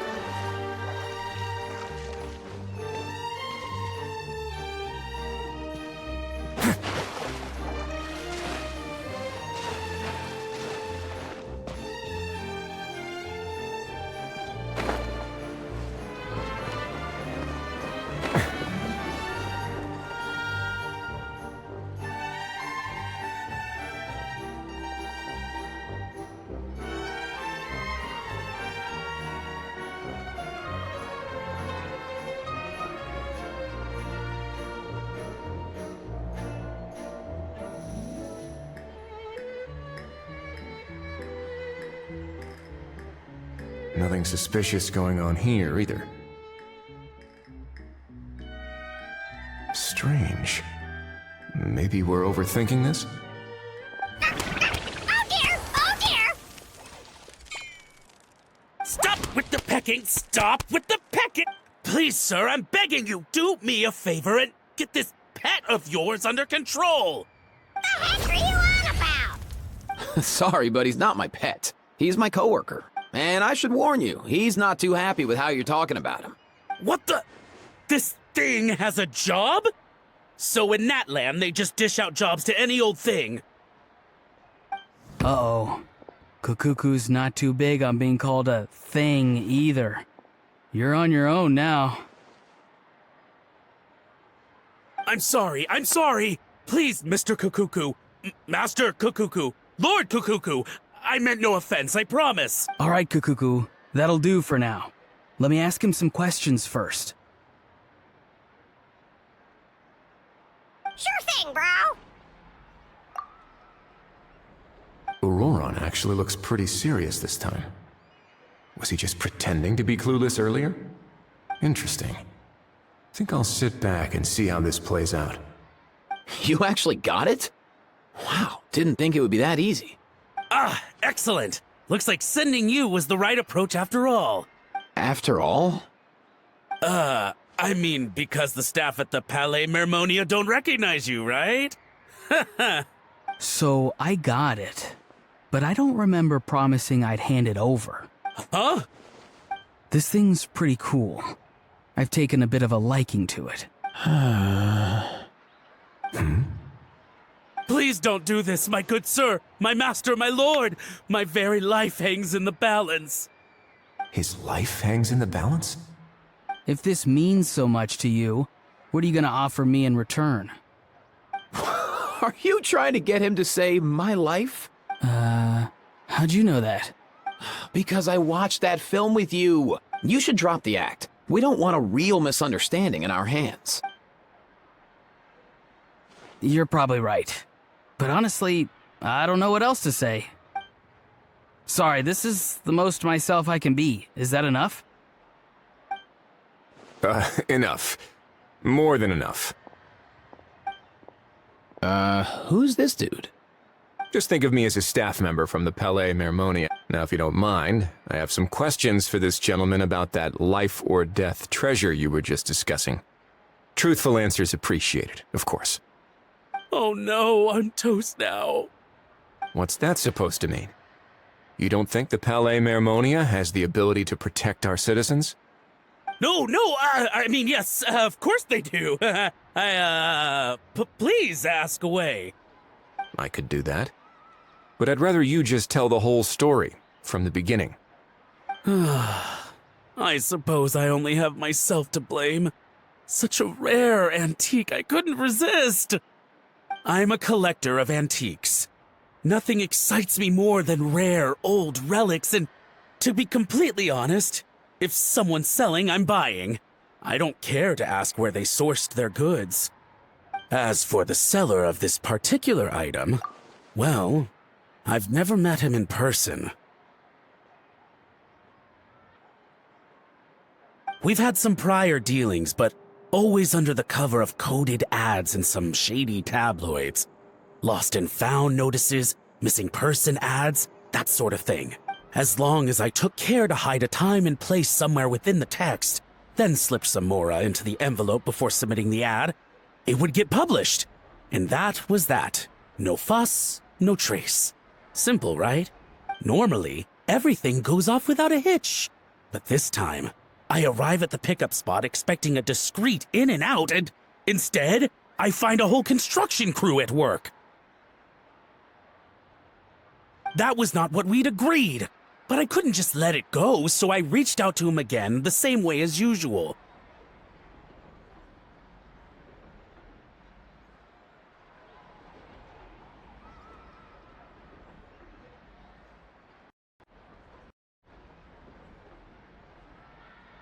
He replied, and do you know what he said? He told me that the item's now in the Palais Mermonia. Well, he wasn't lying about that.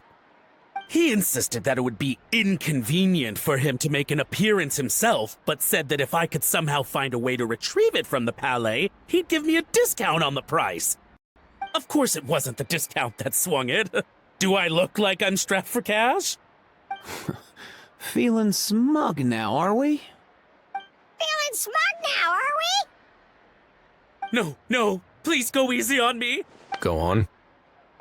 Where was I?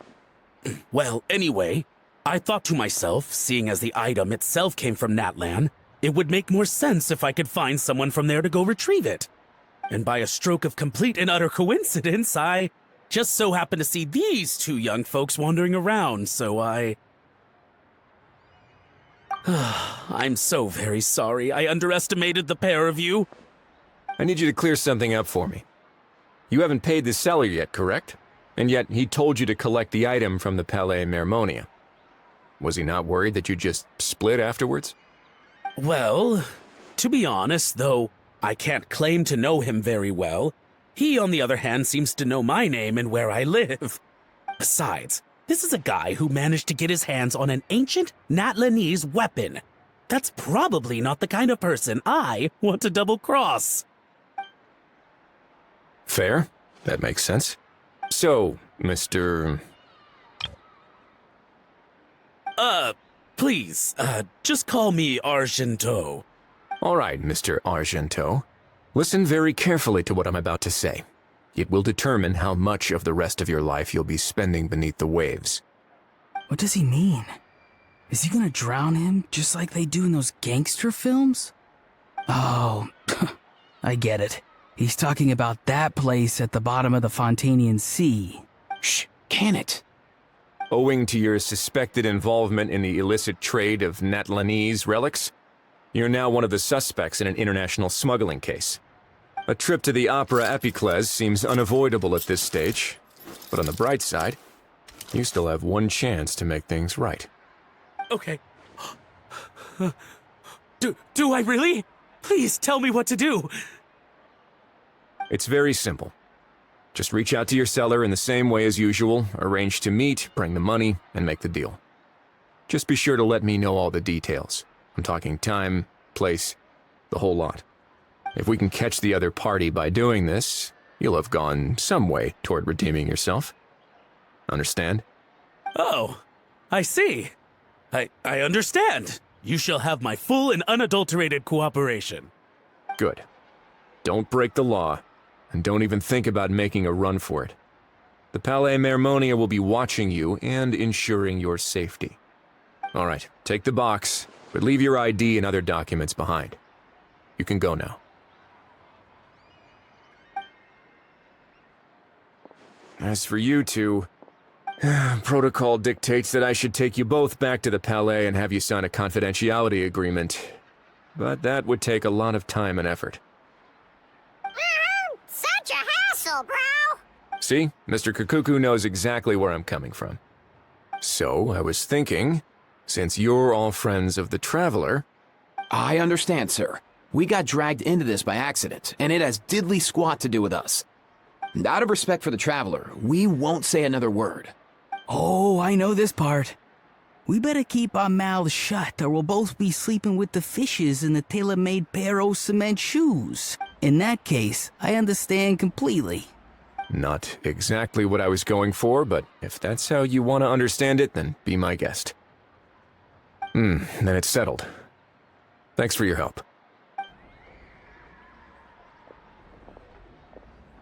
Boy, am I glad that's over. That's enough work for one day. Time to head back.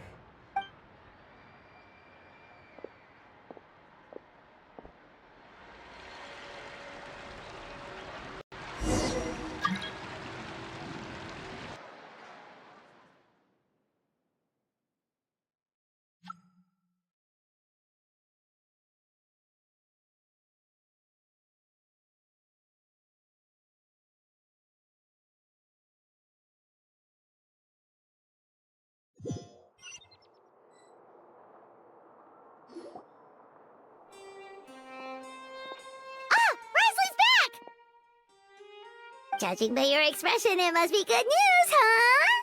It went smoothly, on the whole.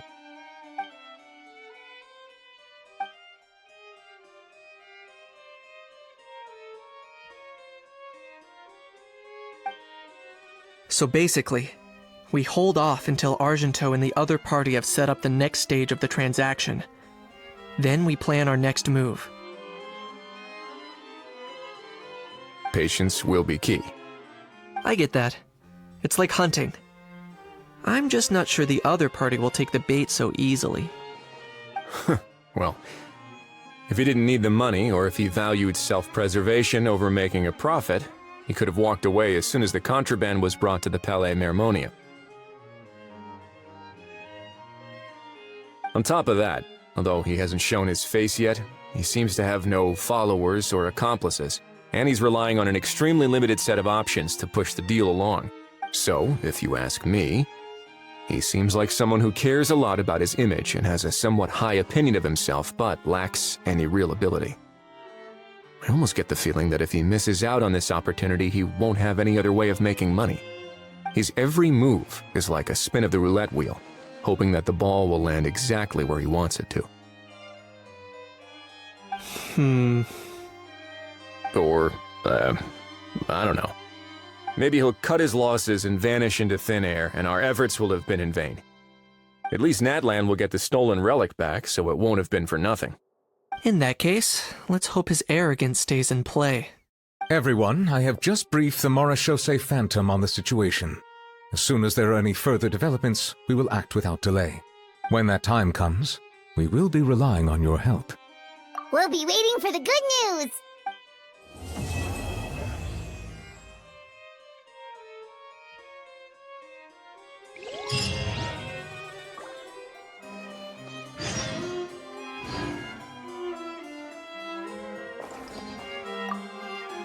On the topic of kidnapping cases, how exactly do we define the subject of a kidnapping? According to the regulations, I mean. Aside from humans, do pets count? What about sentient non-human beings? Of course, melazines go without saying, but what about a being like Kakuku? I am surprised that you are unfamiliar with the legal provisions on this matter. If I knew all the laws like the back of my hand, I wouldn't have ended up in the fortress of Meripede, would I? That is no laughing matter, Wriothesley.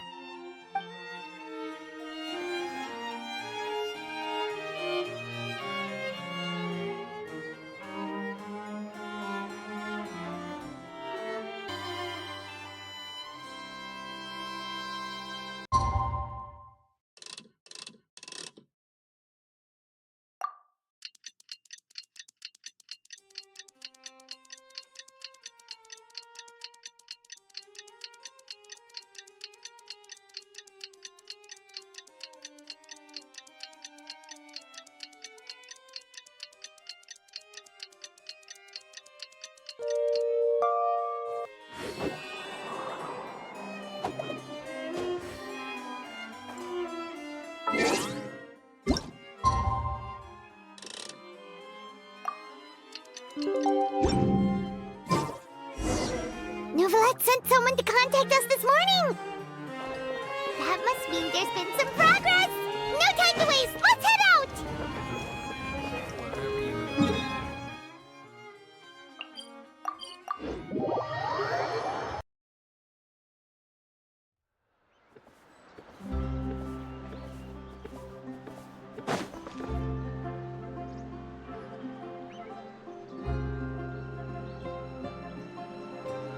Hey, everyone! We're not late, are we? No, you're just in time. Well rested, I trust? A great way to stay energetic, certainly. We received word from Mr. Argenteau yesterday, confirming the time and location of the transaction. It'll take place this afternoon, and it turns out it'll be somewhere we all know pretty well, too. The Film Fantasyland restaurant. Oh, really? Huh. He sure does like that place. Seems like you share our concerns, Traveler. Indeed. Capturing someone in a crowded event venue will be much more challenging than in an open area. The criminal might try to blend in with the crowd, or even escape by taking hostages. In light of this, we've had to make additional preparations.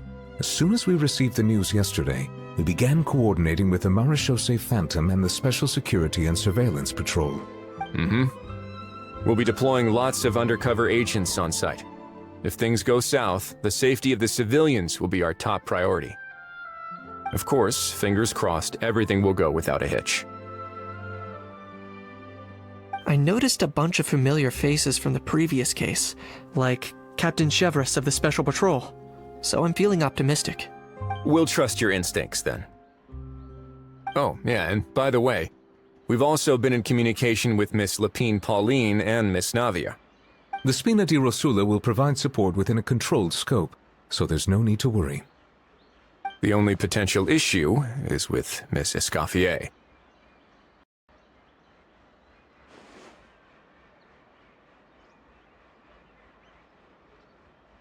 You know what, that might not be such a bad idea. Ahem. All right, no more jokes. Miss Escoffier has made it clear that she doesn't want her restaurant to suffer any losses as a result of this operation. But, well, I have a feeling things might not go quite as smoothly as she hopes. To be honest, we shouldn't have dragged you into this in the first place, and it's caused you quite enough trouble already. The Fontanian authorities should be able to handle the rest from here. But still, I'm guessing you'd like to see how it all turns out. Well then, feel free to head down to the scene, but just stay alert and play it by ear. You won't necessarily have to do anything. Unless things go pear-shaped, of course. I'll do my best to ensure that things don't escalate to that point. Of course. There are still a lot of unanswered questions, but our intel so far indicates that the culprit's from Natlan. Plus, I'm already a witness in this case. Might as well see this thing through to the end. That's the Knight we know and love!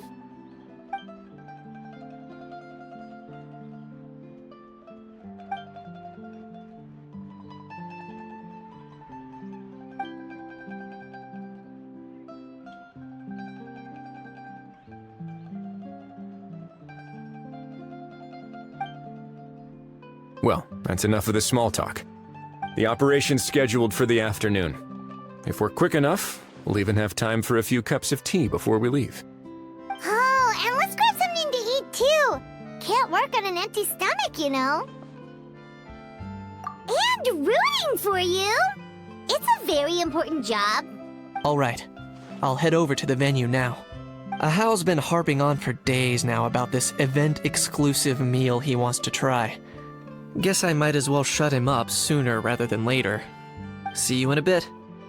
I look forward to hearing how it all goes.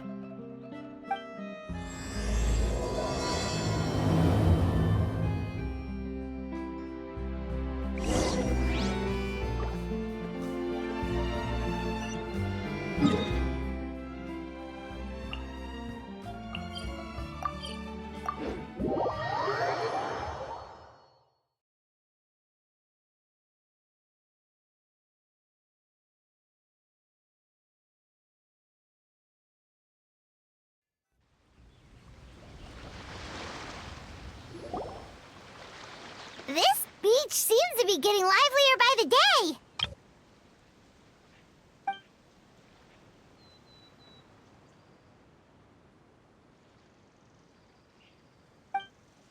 Traveler, Paimon's getting kinda hungry. Let's go check out the restaurant menu, shall we?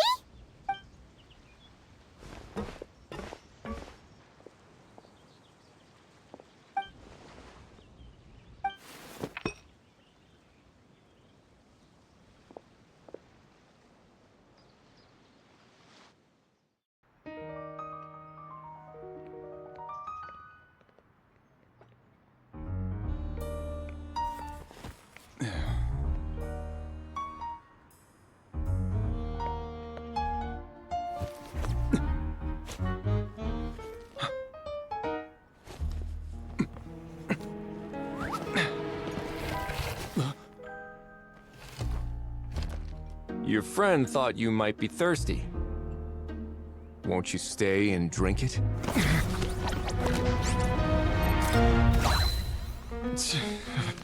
I tend to steer clear of drinks left out in the open.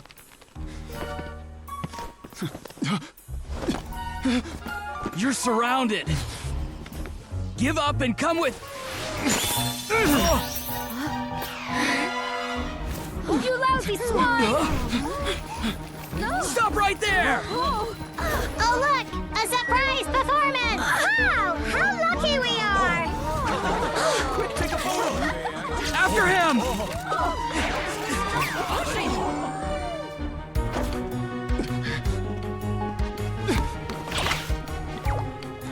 Sorry, my guy. Unlicensed and illegally docked, this boat's not going anywhere.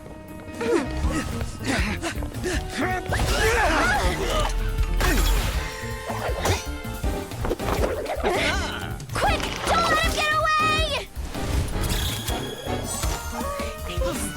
Be careful! Amazing! Lowly worm! No one flies higher than the almighty Dragon Lord! Who's stealing my fun? Ah, you again! You're driving me crazy! Oh, wow,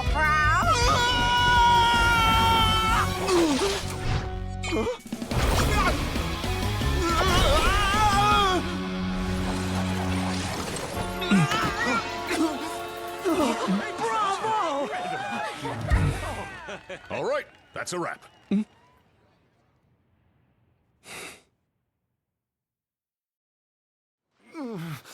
Unbelievable! You can't just drag someone around like that! Such blatant disregard for human life! I'm gonna sue the living daylights out of you! Will you now? I think I did you a favor by pulling you away from your audience. Saved you some face at the very least. As for whether you were facing up or down along the way, well, that was your decision, wasn't it? Why, you... All right, I admit it. I was in the wrong. Oh, of course I know the difference between right and wrong, but I had no choice. I desperately needed the money.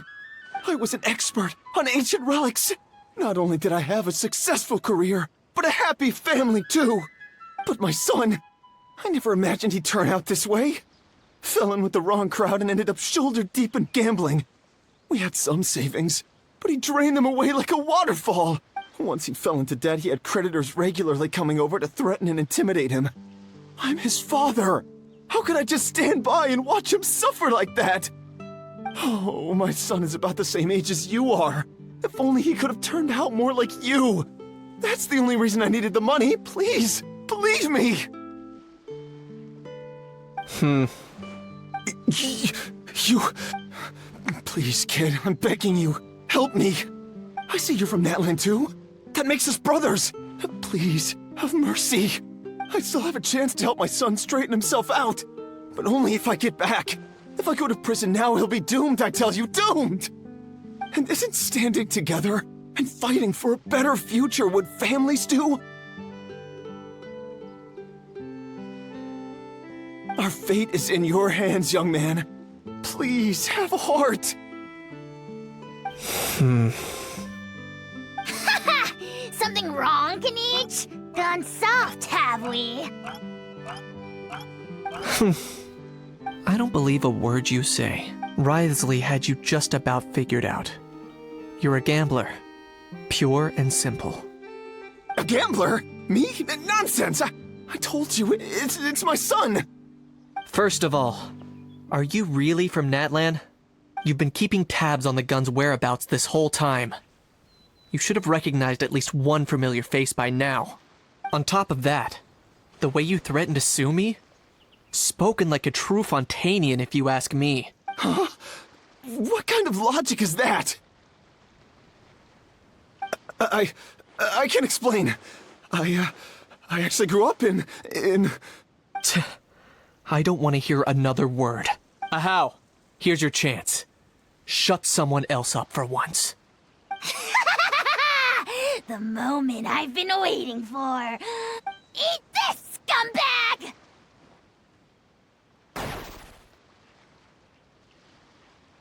Being a compulsive liar is one of the hallmarks of a die-hard gambler. I bet you're just a Fontanian pretending to be from Natlan. Even if you have any friends or family to speak of, I'm guessing they've long since cut all ties with you. And you have your depraved ways to thank for that. Of course, I might be wrong. But does that matter? I'm just here to arrest you. If you're looking for an advocate or a shoulder to cry on, you're out of luck. Besides, prying the truth out of you is exactly what your beloved courts are for. Isn't that right?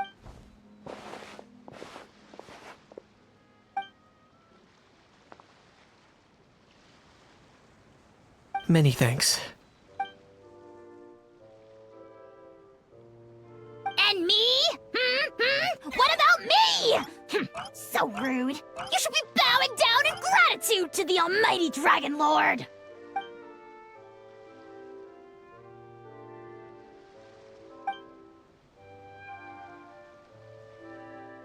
Hey, what do you mean? Hold it right there! Don't worry. I'm fine. I wasn't the one who just got dragged all the way here. Little Kanich, thinking back to when you were just an itty-bitty boy, Kanich, aren't ya? Aw, don't start crying like a little baby. I am the almighty Dragon Lord! No servant of mine will be seen acting so weak and pathetic in public! What are you on about? Still, I suppose there's no point hiding it from you. To put it plainly, I can't stand gamblers. They're the most irresponsible people in the entire world. No respect for the principle that you have to give in order to get. They'll tell 1,000 lies for a single coin, deluding themselves into thinking they can use it to gamble their way to a vast fortune. But we all know that even when it looks like you're getting something for free, there's always an unseen cost. In the past, I also ended up paying a price for my father's gambling losses. I don't want anyone else to end up in a similar situation if I can help it. Don't feel sorry for me. I certainly don't feel sorry for myself. They say that people are shaped by their past, and since I've made it this far, I must have done a lot of things right. We should never punish ourselves for the mistakes of others.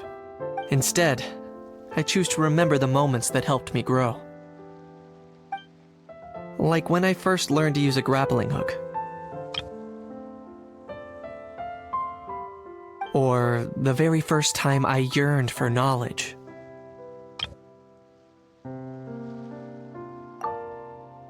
Yeah, I believe you. Let's get going. If we don't head back soon, we'll cause more unnecessary worry.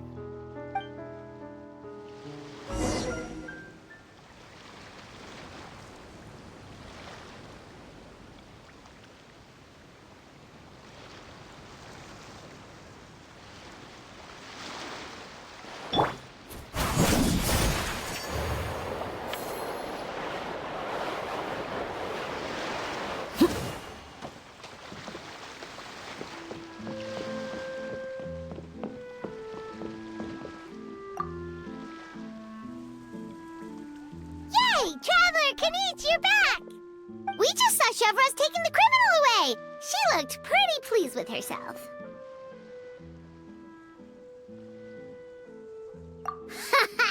So after so much running in circles, turns out he had no fight in him, huh? Guess running away was the only trick up his sleeve. Oh, also, Risley said to let you know that he's already left. He went to report back to the Palais Mermonia.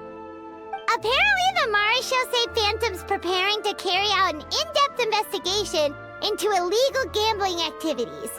Sounds like they'll have their hands full. Anyway, that's for the Palais to worry about, not really our concern.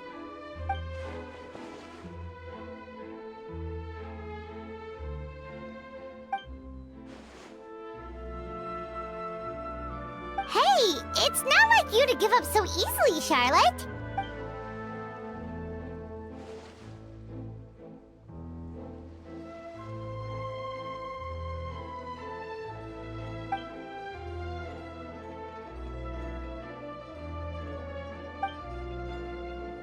Make sure you pick the best shots of Paimon. Oh, already gone. Hope she heard that. Yeah, you're right. But what took you all so long to get here? Did something happen?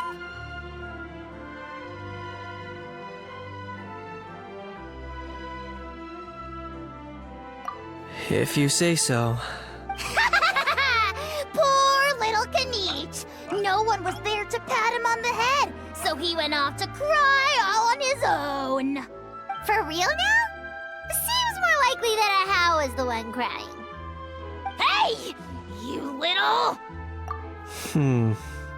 To be honest, I haven't decided yet.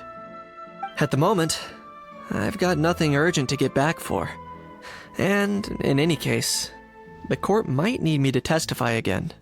Plus, that gun's still a key piece of evidence. I'll probably have to wait until the case is closed before I can return it to Natlan. So, I guess I'll be sticking around to enjoy the beach a little longer.